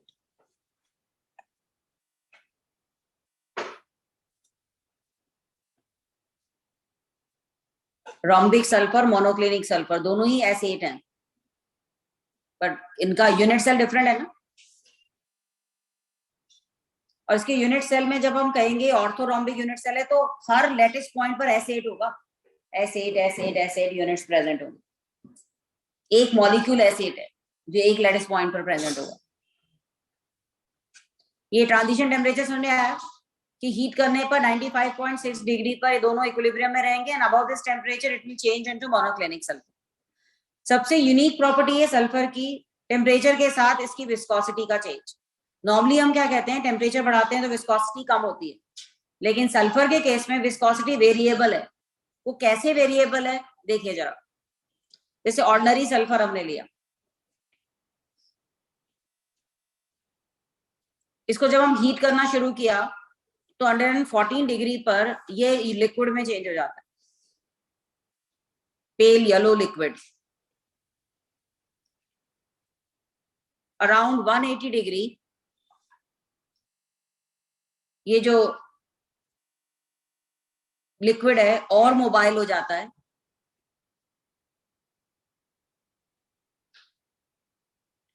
Pale yellow thick liquid, thick हो जाता है, पेल येलो।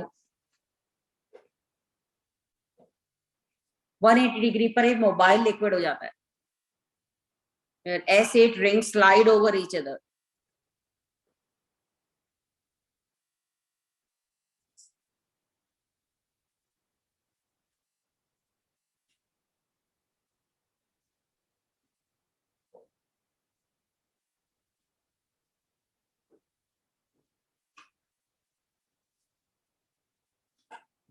एक सेकंड में कुछ गलत किया,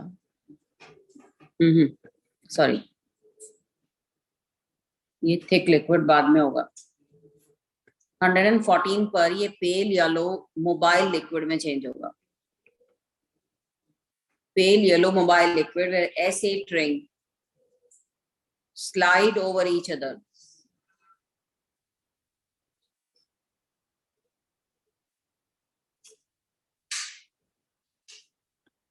वन 180 डिग्री पर वापस थिक हो जाता है,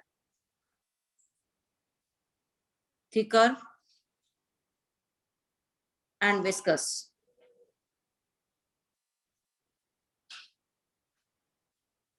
थिकर और विस्कस क्यों होता है? ये जो S8 रिंग्स हैं, तुम्हें पता है इसकी रिंग स्ट्रक्चर, जिसमें हर एक सल्फर sp3 हाइब्रिडाइज्ड है 2 लोन पेयर के साथ। इसके एंगल 107 डिग्री, ये याद करने पड़ेंगे। और इसकी बॉन्ड लेंथ 204 पिकोमीटर, क्योंकि तुम्हारे सिलेबस में स्पेसिफिकली मेंशन किए हुए हैं allotropes of phosphorus and sulphur. तो ये रिंग क्या करेगी, ओपन हो जाएगी। ये S8 रिंग ओपन हो जाएगी। जैसे S8 रिंग है, आपस में कंबाइन हो जाएंगी और टेंगल्ड भी हो जाएंगी, और टेंगल्ड होने से वो थिकर हो जाएगा। सो थिकर और विस्कस क्यों हुआ? जो चेन है वो ब्रेक हुई और टेंगल्ड होगी। Ring open and get tangled.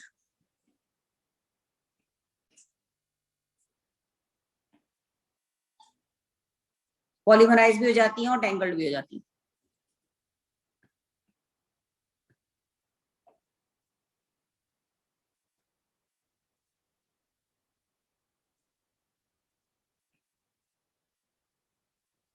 और 200 डिग्री पर जाकर इसकी विस्कोसिटी फिर कम होने लगती है, क्योंकि चेन ब्रेक होने लगती है। विस्कोसिटी डिक्रीजेस, फिर फ्लो करने लगता है।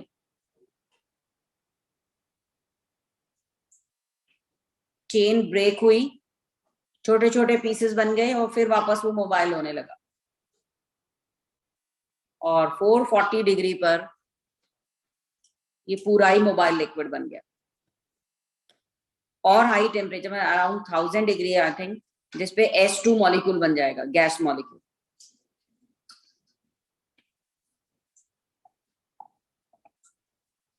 ऑक्सीजन की तरह 1000 केल्विन पर, सॉरी।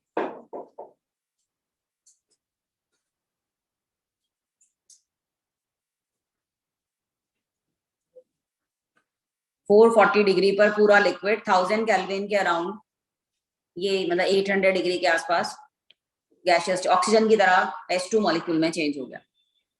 तो नॉर्मली बाकी सब में टेम्परेचर बढ़ाने से विस्कोसिटी कम होती है, लेकिन इसमें पहले कम हो रही है, फिर ज्यादा हो रही है, फिर कम हो रही है, because one allotrope changes into other allotrope.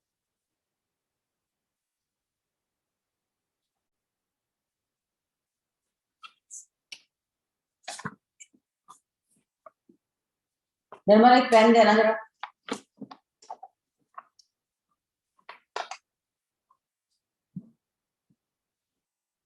तो अब हम आते हैं कंपाउंड्स पर, ग्रुप वाइज कर रहे हैं। अभी मैंने जनरल प्रॉपर्टी सबकी बता दी है, जिसमें पीरियोडिक भी आ गया, बॉन्डिंग के कॉन्सेप्ट्स भी आ गए, ठीक है।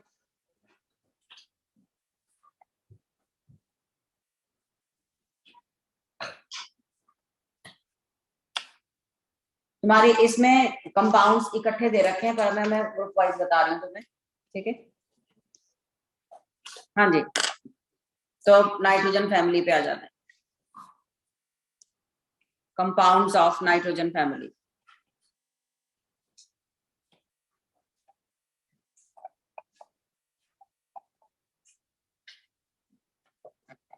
तुम्हें नाइट्रोजन फैमिली मैंने बताया था, इसकी इलेक्ट्रॉन गेन एंथैल्पी का बड़ा अजीब सा ऑर्डर था।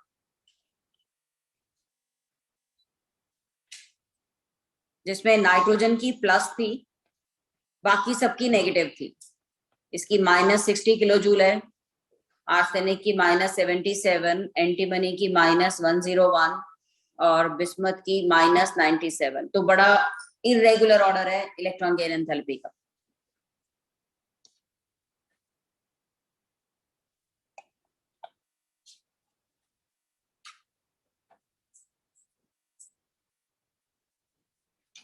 एक और चीज जो शायद पिछली क्लास में रह गया था, आयनाइजेशन एनर्जी का ऑर्डर नाइट्रोजन फैमिली में। नाइट्रोजन की सबसे ज्यादा, then phosphorus, then arsenic, then bismuth, then antimony. Bismuth की भी ज्यादा है। जैसे कार्बन फैमिली में मैंने टिन से लेड की ज्यादा बताई थी ना, नाइट्रोजन फैमिली में बिस्मथ की ज्यादा एंटीमनी, उसके आगे वाले में ये नहीं है। उसका रीजन है पुअर स्क्रीनिंग बाय एफ। तो ये पिछली क्लास में लिखवाया था ना मैंने, कार्बन फैमिली में तो नाइट्रोजन में भी ऐसा होता है, नीचे चाहे तो उसके साथ ही लिख लो।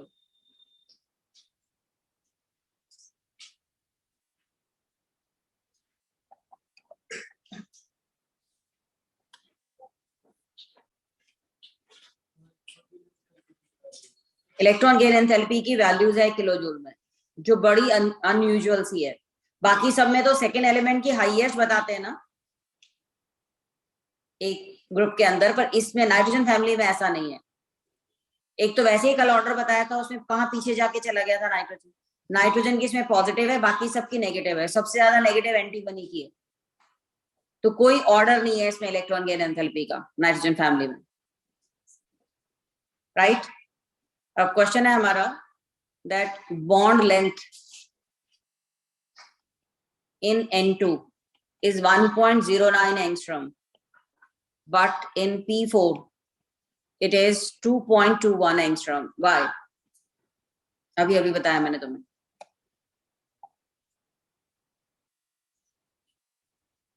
P4 की बॉन्ड लेंथ इतनी ज्यादा क्यों है, नाइट्रोजन की इतनी कम क्यों है? एटॉमिक साइज में, रेडियस में इतना डिफरेंस नहीं है जितना बॉन्ड लेंथ में आ रहा है। अरे भाई, नाइट्रोजन ट्रिपल बॉन्ड है, जबकि फास्फोरस बनाता है सिंगल बॉन्ड। बड़ा साइज होने से मल्टीपल बॉन्ड बनाने की टेंडेंसी नहीं है इसमें। सिंगल बॉन्ड तो लॉन्गर ही होगा ना, सिंगल बॉन्ड तो लॉन्गर होगा ना। नाइट्रोजन में ट्रिपल बॉन्ड की वजह से इसकी लेंथ बहुत कम है। नाइट्रोजन इनर्ट गैस की तरह यूज होती है। It is inert gas due to high bond dissociation energy.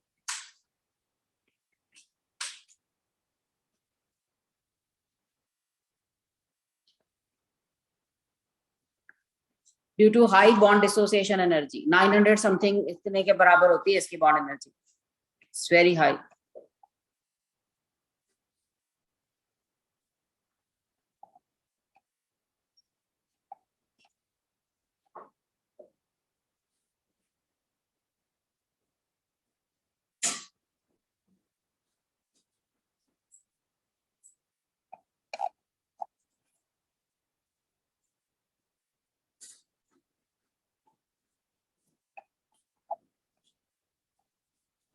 ठीक है, तुम्हारे कोर्स में नाइट्रोजन फैमिली में नाइट्रोजन और फास्फोरस की प्रिपरेशन प्रॉपर्टीज ये सब है, तो अब उस पे आते हैं हम, properties of phosphorus and nitrogen. पहले मैं फास्फोरस की इंपॉर्टेंट बता देती हूँ।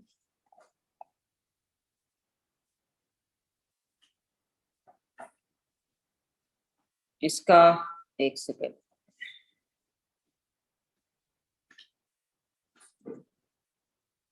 अरे मैं रखती नहीं मैं कि मार्केट खाली है ना, सबसे ज्यादा रखिएगा जैसे 12 से।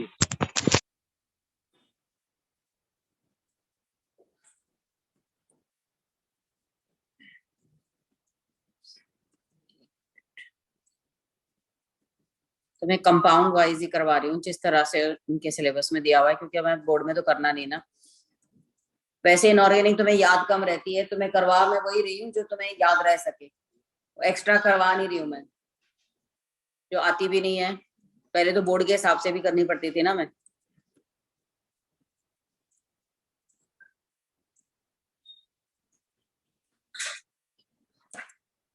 आई थिंक अभी जो मैंने तुम्हें जनरल ऑर्डर बताया वो तो इजी है ना, कंपैरेटिव कर लिए तो +1 का भी साथ में हो गया।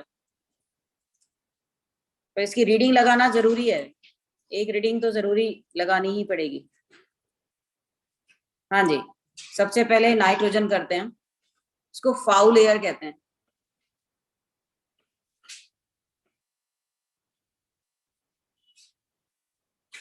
मैफिटिक एयर भी कहते हैं, किलर ऑफ लाइफ कहते हैं इसको। पॉइजनस नहीं है, पर फिर भी किलर ऑफ लाइफ क्यों कहते हैं? क्योंकि इसकी प्रेजेंस में ऑक्सीजन की डेफिशिएंसी हो जाती है।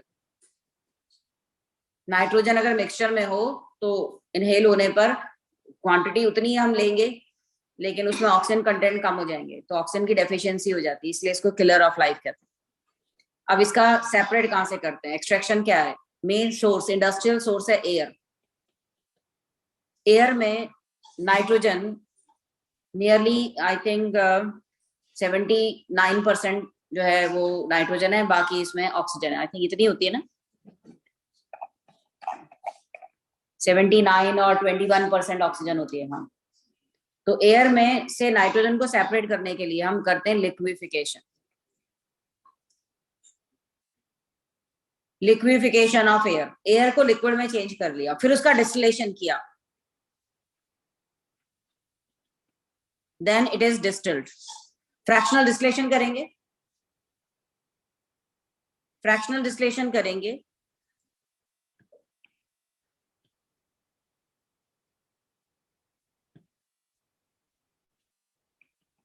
और फ्रैक्शनल डिस्टिलेशन पर क्या होगा?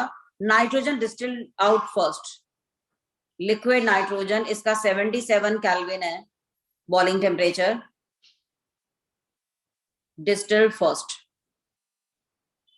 उसके बाद ऑक्सीजन एट 90 केल्विन, जो कि उसका बॉइलिंग पॉइंट है। तो एयर के लिक्विफिकेशन करके फिर उसका फ्रैक्शनल डिस्टिलेशन करके हम उसमें से नाइट्रोजन और ऑक्सीजन को सेपरेट कर लेते हैं। तो एक मेजर सोर्स इसका एयर हो गया। लैब प्रिपरेशन,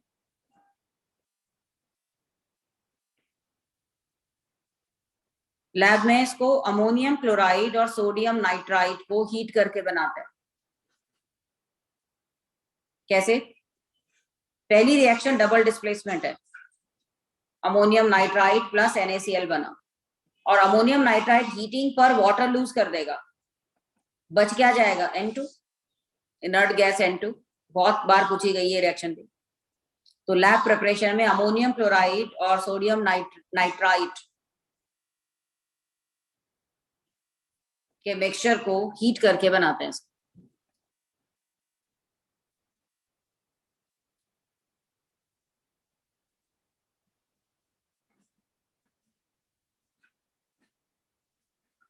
तीसरा मेथड है प्योर नाइट्रोजन। ये भी IIT में एक बार पूछा गया क्वेश्चन। प्योर नाइट्रोजन अजाइड को हीट करके बनाते हैं। NCERT में भी दे रखा है वाला मेथड, बेरियम अजाइड। इसको स्ट्रांगली हीट करें तो इसमें से नाइट्रोजन निकल जाएगी और बेरियम रह जाएगा। सोडियम और बेरियम अजाइड। बेरियम को ज्यादा प्रेफर किया जाता है, प्योर नाइट्रोजन, क्योंकि ये मेटल बच जाएंगी और नाइट्रोजन को हम सेपरेट कर लेंगे।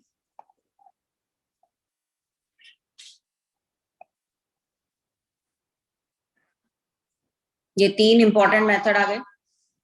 इसके अलावा एक रिएक्शन मैंने तुम्हें बताई थी, अमोनियम डाइक्रोमेट, केमिकल वोल्केनो, याद है? केमिकल वोल्केनो या अमोनियम डाइक्रोमेट को हीट करने पर भी नाइट्रोजन मिलती है, और ये ऑरेंज कलर का डाइक्रोमेट चेंज हो जाता है ग्रीन कलर के क्रोमियम ऑक्साइड में। बाकी के डाइक्रोमेट हीटिंग, ट्रांजिशन मेटल का टेस्ट है, संडे को पढ़ लेना है। बाकी के सारे डाइक्रोमेट हीट करने पर ऑक्सीजन देते हैं, एक्सेप्ट अमोनियम डाइक्रोमेट जो कि हीटिंग पर नाइट्रोजन देता है, क्योंकि अमोनिया -3 से 0 में ऑक्सीडाइज हो जाता है क्रोमियम की वजह से।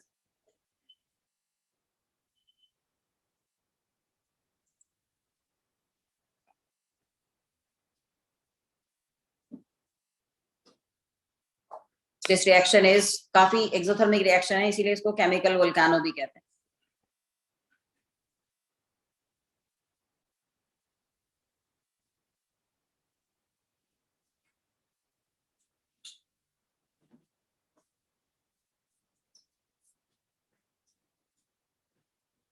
इसके अलावा ऑर्गेनिक में एक रिएक्शन की थी हमने, HNO2 की रिएक्शन, किसी भी NH2 टाइप के कंपाउंड के साथ, जैसे यूरिया है, इसमें HNO2 डालें। याद करो HNO2 के साथ क्या होता है, NH2 ग्रुप की जगह OH आ जाता है और नाइट्रोजन गैस निकल जाती है। ये रिएक्शन ऑर्गेनिक की प्राइमरी अमीन के साथ जब हम रिएक्शन करवाते हैं, alcohol plus N2 plus water, याद है? एरोमेटिक होता तो उसका डाइजोनियम बन जाता, पर एलिफेटिक होता तो डाइजोनियम नहीं बनता ना, नाइट्रोजन गैस निकलती है। तो अगर हम यूरिया लें और उसमें HNO2 डालें तो दोनों ही NH2 की जगह OH आ जाएगा और बाकी N2 प्लस वाटर, और ये है कार्बोनिक एसिड। इसको अगर हम हीट करें तो CO2 वाटर बनता है। कहने का मतलब यूरिया गायब ही हो जाएगा। अगर हम उसमें HNO2 डाल दें या HNO2 में यूरिया डाल दें तो सारा नाइट्रस एसिड और यूरिया गैसियस प्रोडक्ट में चेंज हो जाएंगे। तो किसी भी मिक्सचर से नाइट्राइट को हटाने का मेथड यही है कि उस नाइट्राइट में कोई एसिड डाल दो, ये नाइट्राइट सॉल्ट है, इसमें एसिड डाल दो तो HNO2 बनेगा, और यूरिया डाल के बॉईल कर दो, सारा ही मिक्सचर गायब हो जाएगा, क्योंकि वो सब गैसियस प्रोडक्ट में चेंज हो जाएंगे। तो नाइट्रोजन बनाने का एक मेथड ये भी है, यूरिया से नाइट्रोजन कैसे बनाई जाती है। जैसे ऑर्गेनिक में कन्वर्जन आती है ना, ऐसे ही इनऑर्गेनिक की कन्वर्जन। हो गया? तीसरा देखो, अगर हम अमोनिया या अमोनियम सॉल्ट को किसी ऑक्सीडाइजिंग एजेंट से रिएक्ट करें, जैसे यहाँ पर भी तो यही था ना कि अमोनियम डाइक्रोमेट में क्या हुआ था, डाइक्रोमेट ऑक्सीडाइजिंग एजेंट था और अमोनियम या अमोनियम सॉल्ट थे। तो इन दोनों की जब भी रिएक्शन करवाई जाएगी, one of the product will be nitrogen. एक कहते हैं ना, जैसे इंटेलिजेंट गैस जिसको कहते हैं, ये दिमाग में रखना, ammonia with oxidising agent nitrogen ही बनाने वाला है। तो अगला देखें कि अगर अमोनिया में कॉपर ऑक्साइड डाल के हीट कर दें तो नाइट्रोजन बन जाएगी। ब्लीचिंग पाउडर वगैरह कुछ भी ऐसा डाल दें ऑक्सीडाइजिंग एजेंट, नाइट्रोजन में चेंज हो जाता है। अमोनिया सिर्फ कंबस्शन पर NO बनाती है, only on combustion ammonia give NO, पर with oxidising agent, with oxidiser, ammonia changes into nitrogen. समझ में आया? और ये जो रिएक्शन है ये तो कैटालिटिक रिएक्शन है, इसको हीट करते हैं प्लैटिनम कैटलिस्ट की प्रेजेंस में, और ये रिएक्शन थी ओस्टवाल्ड प्रोसेस। ओस्टवाल्ड प्रोसेस का पहला स्टेप है ये, जो नाइट्रिक एसिड बनाने में यूज होती है। तो तुम्हें मैं एक डिफरेंस क्या बता रही हूँ कि अमोनिया कंबस्शन पर तो NO देती है, लेकिन ऑक्सीडाइजिंग एजेंट के साथ नाइट्रोजन देती है। इतना तो याद रहेगा ना। अमोनिया विद ऑक्सीडाइजिंग एजेंट, चाहे डाइक्रोमेट हो या केमिनोफोर हो या कॉपर ऑक्साइड हो या ब्लीचिंग पाउडर हो, कोई भी ऑक्सीडाइजिंग एजेंट हो, उसके साथ N2 में चेंज होगी, but on combustion will give oxygen.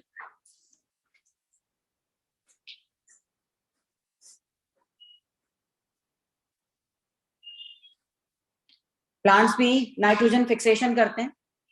Bacteria होते हैं कौन से, राइजोबियम, कौन से होते हैं बताओ भाई मेडिकल वाले, लेग्यूम फैमिली की रूट्स के अंदर कुछ बैक्टीरिया होते हैं राइजोबियम, तो एटमॉस्फेयर की नाइट्रोजन को फिक्स कर लेते हैं और उसको चेंज कर देते हैं किसमें, अमोनियम सॉल्ट में, देन नाइट्रेट्स में।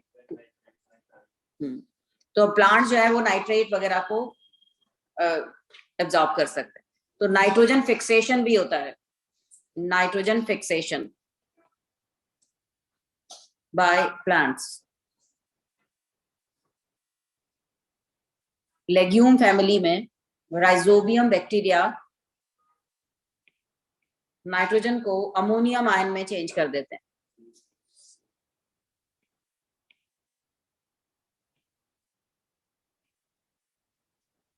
फिर आई थिंक नाइट्रोमोनास है, नाइट्रोमोनास से नाइट्राइट, फिर नाइट्रोबैक्टर से नाइट्रेट, और नाइट्रेट फिर प्लांट्स एब्जॉर्ब कर लेते हैं एज ए फर्टिलाइजर।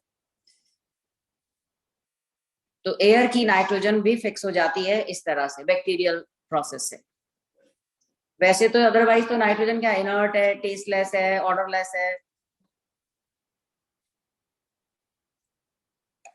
रिएक्शंस भी बहुत कम है इसकी।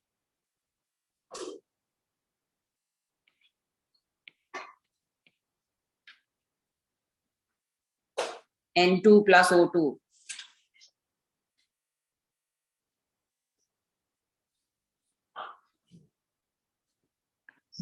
पता है क्लाउड बर्स्ट होते हैं तो एटमॉस्फेयर की नाइट्रोजन ऑक्सीजन ऐसे रिएक्ट करती है। क्लाउड बर्स्ट होने पर इतना हाई टेम्परेचर हो जाता है, इलेक्ट्रिक आर्क अप्लाई करने पर भी इतना हाई टेम्परेचर हो जाता है और NO बन जाती है।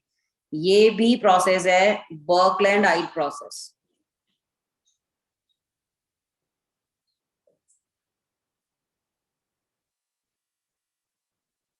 Nitrogen with oxygen give NO।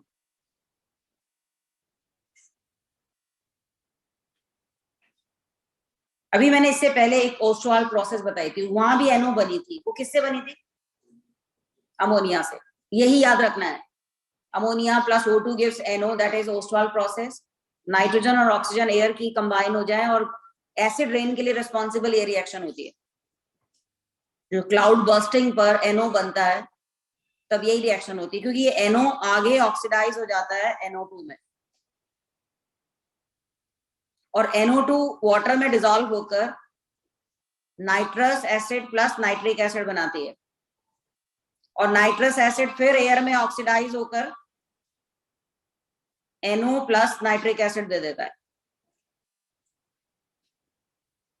तो अल्टीमेटली नाइट्रिक एसिड बन गया ना। ये नाइट्रिक एसिड बनाने का मेथड है बर्कलैंड-हाइट प्रोसेस। ओस्वाल प्रोसेस में भी NO बनाने का मेथड अलग है, बाकी का मेथड तो यही है।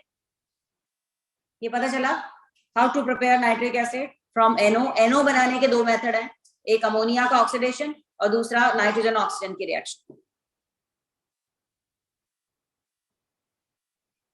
ये जो रिएक्शन है नाइट्रोजन ऑक्सीजन से NO बनना, ये एंडोथर्मिक, इसको कंबशन नहीं कहते, मैंने थर्मो में भी बताया था। दिस रिएक्शन इज एंडोथर्मिक, क्योंकि जो रिएक्टेंट यूज हो रहे हैं nitrogen triple bond, oxygen double bond, इतनी ज्यादा बॉन्ड एनर्जी है, तो energy required is more, that is why this process is endothermic. समझ में आया? लेकिन जो अमोनिया की रिएक्शन करवाई और उससे NO बनाई, ये कंबशन रिएक्शन है। This is combustion reaction, exothermic है, जिसको मैंने अभी ओस्टवाल प्रोसेस बताया, क्योंकि तुम्हारे कोर्स में नाइट्रिक एसिड की प्रिपरेशन भी है। ये डिफरेंस समझ में आया? ओस्टवाल प्रोसेस और बर्कलैंड-हाइट प्रोसेस दोनों ही नाइट्रिक एसिड की प्रिपरेशन में यूज होती हैं। दोनों के पहले स्टेप में डिफरेंस है। एक का पहला स्टेप अमोनिया ऑक्सीजन के साथ कंबशन, और इसमें पहला स्टेप नाइट्रोजन और ऑक्सीजन के बीच में एक रिएक्शन, ऑक्सीडेशन रिएक्शन है बट एंडोथर्मिक।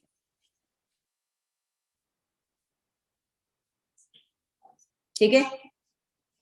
इसके अलावा नाइट्रोजन के well known process Haber's process, synthesis of ammonia, वहां भी नाइट्रोजन यूज होती है।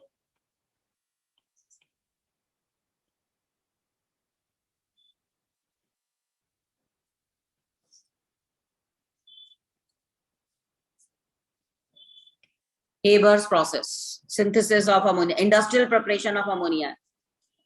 जिसमें आयरन एज ए कैटलिस्ट और molybdenum as a promoter.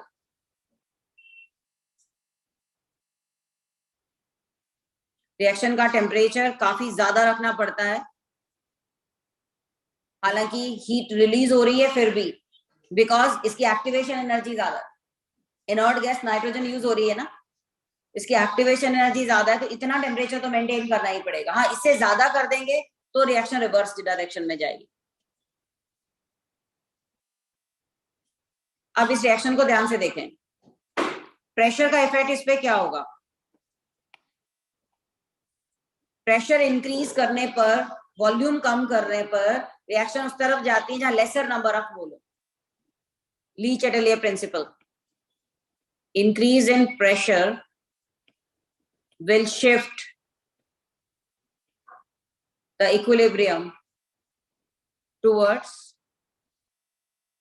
lesser number of mole, towards lesser number of moles। अभी इन दिनों जो क्लासेस लग रही है ना, वो लगाना इतना जरूरी है क्योंकि इसमें अलग अलग कॉन्सेप्ट एक साथ आ जाएंगे जो एग्जाम में भी पूछे जाते हैं। इसका मतलब इस रिएक्शन के लिए फेवरेबल फैक्टर क्या होगा, हाई प्रेशर, अप्रोक्सीमेटली 1000 एटमॉस्फेयर से भी ज्यादा। High pressure will favour the process, high pressure will favour the process.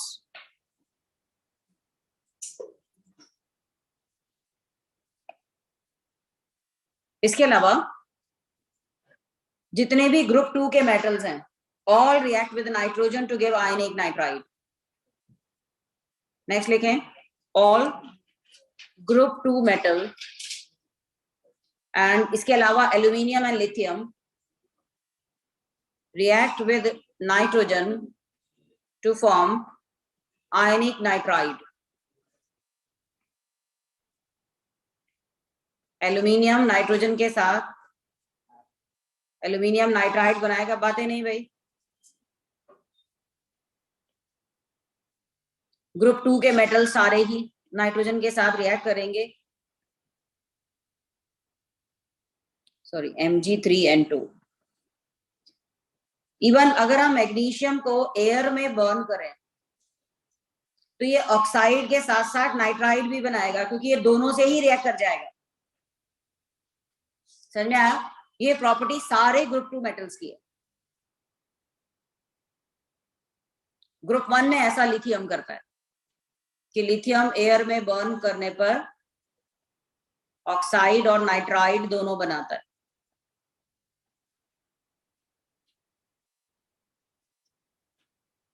और ये जो नाइट्राइड है, आयनिक नाइट्राइड है, ये हमेशा हाइड्रोलिसिस पर वापस ये हाइड्रोक्साइड बना देंगे और नाइट्रोजन अमोनिया में चेंज हो जाएगा। जितने भी आयनिक नाइट्राइड हैं, ये -3 है, ये +3 है, तो वाटर का OH जाएगा एल्यूमिनियम पे, H जाएगा N पे, तो N किस में चेंज हो जाएगा, अमोनिया में, और एल्यूमिनियम चेंज हो जाएगा हाइड्रोक्साइड में। सेम विद मैग्नीशियम या लिथियम जो भी है। तो ये नाइट्रोजन से अमोनिया बनाने का एक मेथड और भी हो गया, वाया फॉर्मिंग आयनिक नाइट्राइड।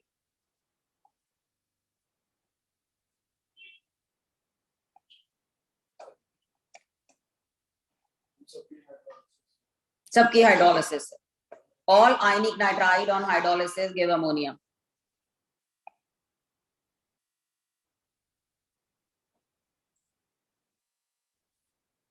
ये था नाइट्रोजन का प्रिपरेशन, प्रॉपर्टीज,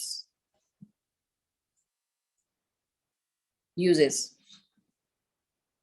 कहीं भी मेटलर्जी में इनर्ट एटमॉस्फेयर प्रोवाइड करने के लिए भी यूज करते हैं, जो मेटल नाइट्रोजन से रिएक्ट नहीं करती।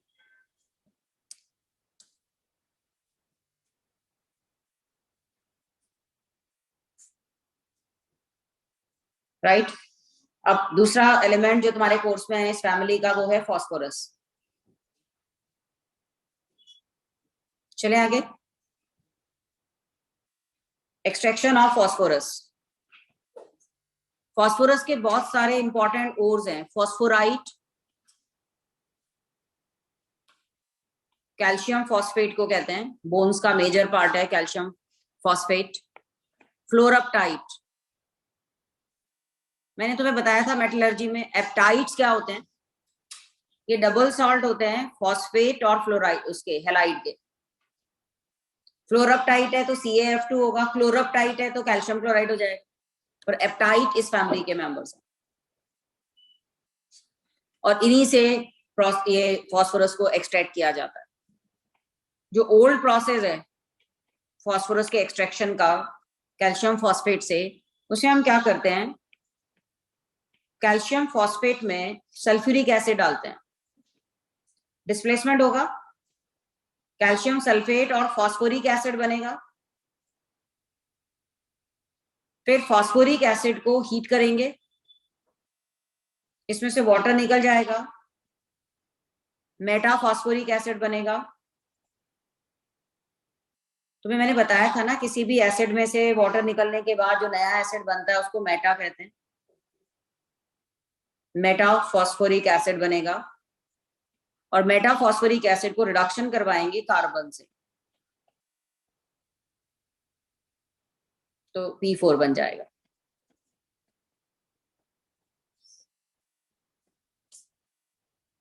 हाई टेम्परेचर है तो CO बनेगी ना। ये ओल्ड मेथड था फास्फोरस के एक्सट्रैक्शन का। और हाई प्रेशर पर जब व्हाइट फास्फोरस को हीट करते हैं तो फिर पॉलीमराइज हो जाता है एब्सेंस ऑफ एयर में, और रेड फास्फोरस में चेंज हो जाता है। ये एक्सट्रैक्शन व्हाइट फास्फोरस का है, ओल्ड मेथड। जो मॉडर्न मेथड है, इलेक्ट्रोकेमिकल मेथड जिसको कहते हैं, उसमें हाँ आ गया सुने, मॉडर्न मेथड, इसमें सिलिका यूज करते हैं, सिलिका के साथ इसको हीट किया जाता है, तो कैल्शियम का सिलिकेट बन जाएगा और फास्फोरस का ऑक्साइड बन जाएगा, कैल्शियम सिलिकेट फास्फोरस ऑक्साइड। फिर फास्फोरस ऑक्साइड को कार्बन से रिडक्शन कर देंगे, P4 और CO बन जाएगा। बैलेंसिंग कर सकते हो तुम।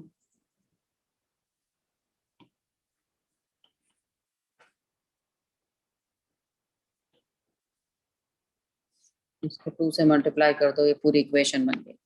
ये मॉडर्न मेथड है। तो एक ही डिफरेंस है, कार्बन दोनों में रिड्यूसिंग एजेंट है, वहां पहले इसको फॉस्फोरिक एसिड में कन्वर्ट किया, इसमें हमने सीधा ही P2O5 में कन्वर्ट कर दिया।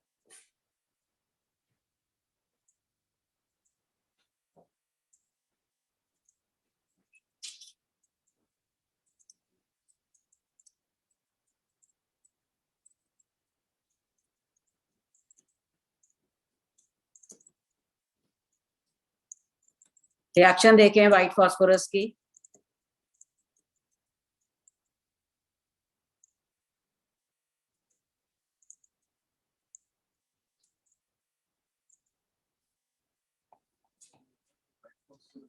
ये व्हाइट फास्फोरस जो येलो हो जाता है due to impurity of P2O5। सबसे पहला chemiluminescence, it glows in dark, chemical reaction हो जाती है एयर में इग्निशन की वजह से, इट ग्लोज इन डार्क।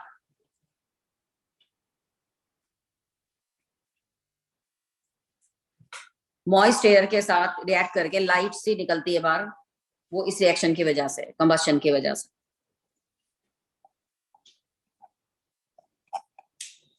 दूसरा, it's a good reducing agent,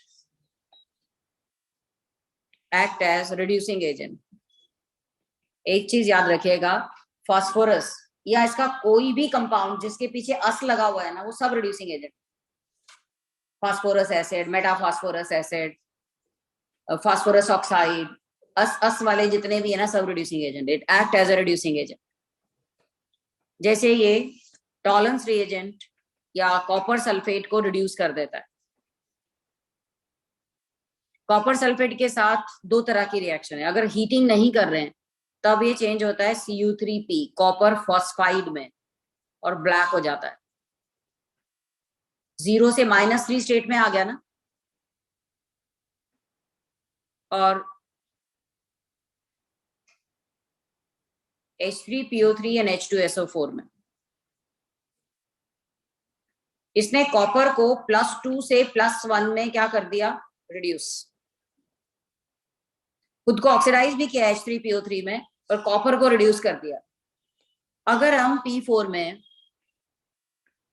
copper sulphate के साथ एक्वस सॉल्यूशन में इसको हीट करते तब ये कॉपर तक भी पहुंच सकता और खुद को ऑक्सीडाइज कर लेता है H3PO4 में। तो फास्फोरस ने इस रिएक्शन में खुद को ऑक्सीडाइज किया, वैसे Cu3P में रिड्यूस भी किया है। यहां कॉपर कलर आ रहा है, तो पहला रिड्यूसिंग एजेंट कॉपर के साथ हो गया। इसी तरह से सिल्वर मिरर टेस्ट भी देगा, अस है ना ये, सिल्वर नाइट्रेट और वाटर, सिल्वर मिरर, और खुद को ये H3PO4 में ऑक्सीडाइज कर दिया। तो रिड्यूसिंग एजेंट किसके लिए हुआ, कॉपर +2 के लिए, सिल्वर आयन के लिए।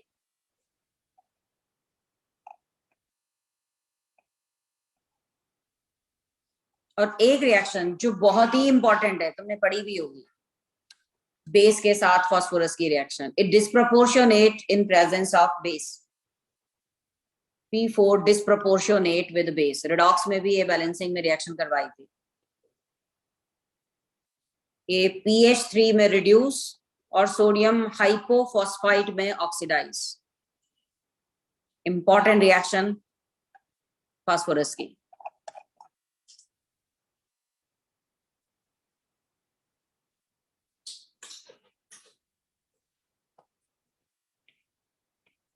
अगर हम 250 डिग्री पर स्लो हीटिंग करते in absence of air, pressure high रखते, तो ये पॉलीमराइज हो जाता टू रेड फास्फोरस।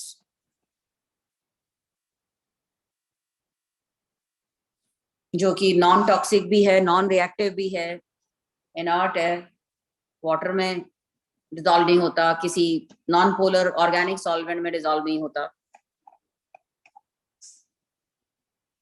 बहुत हाई टेम्परेचर पर रेड फास्फोरस बर्न होता है और P2O5 बनाता है। सॉरी, हाई प्रेशर इसके लिए नहीं है, ब्लैक फास्फोरस के लिए।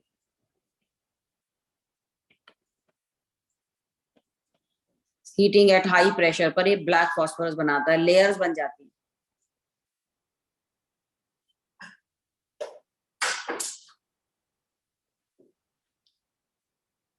तो ये थी हमारी नाइट्रोजन और फास्फोरस एलिमेंटल स्टेट के कंपाउंड की प्रॉपर्टीज।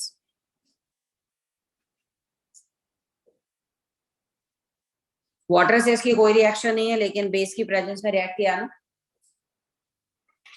तो अगली क्लास में करेंगे हम नाइट्रोजन के कंपाउंड, अमोनिया, नाइट्रिक एसिड, और फास्फोरस के ऑक्सी एसिड।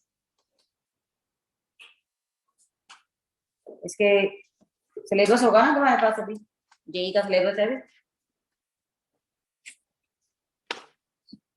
उसमें देखना हमारे आई थिंक नाइट्रोजन फैमिली में यही बचा है। ऑक्साइड भी है ना, देखना ऑक्साइड भी है, ऑक्साइड्स भी हैं, पर ऑक्साइड की सिर्फ स्ट्रक्चर है। ऑक्सी एसिड और ऑक्साइड की सिर्फ स्ट्रक्चर्स हैं, पर नाइट्रिक एसिड डिटेल में है और अमोनिया है।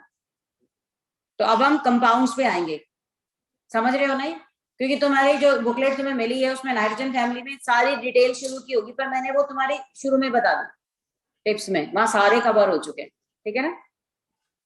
लास्ट में तुम रीडिंग NCERT की लगाओगे, तुम्हें हर लाइन समझ में आएगी, ठीक है। तो बाकी नेक्स्ट क्लास में करेंगे।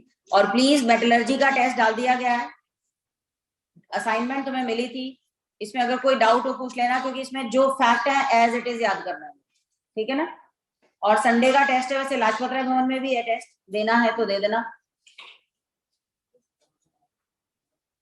लाजपत राय भवन में है, यहाँ उस दिन, क्योंकि संडे को वही है लाजपत, उसके अगले दिन किस दिन आके देना हो तो देना।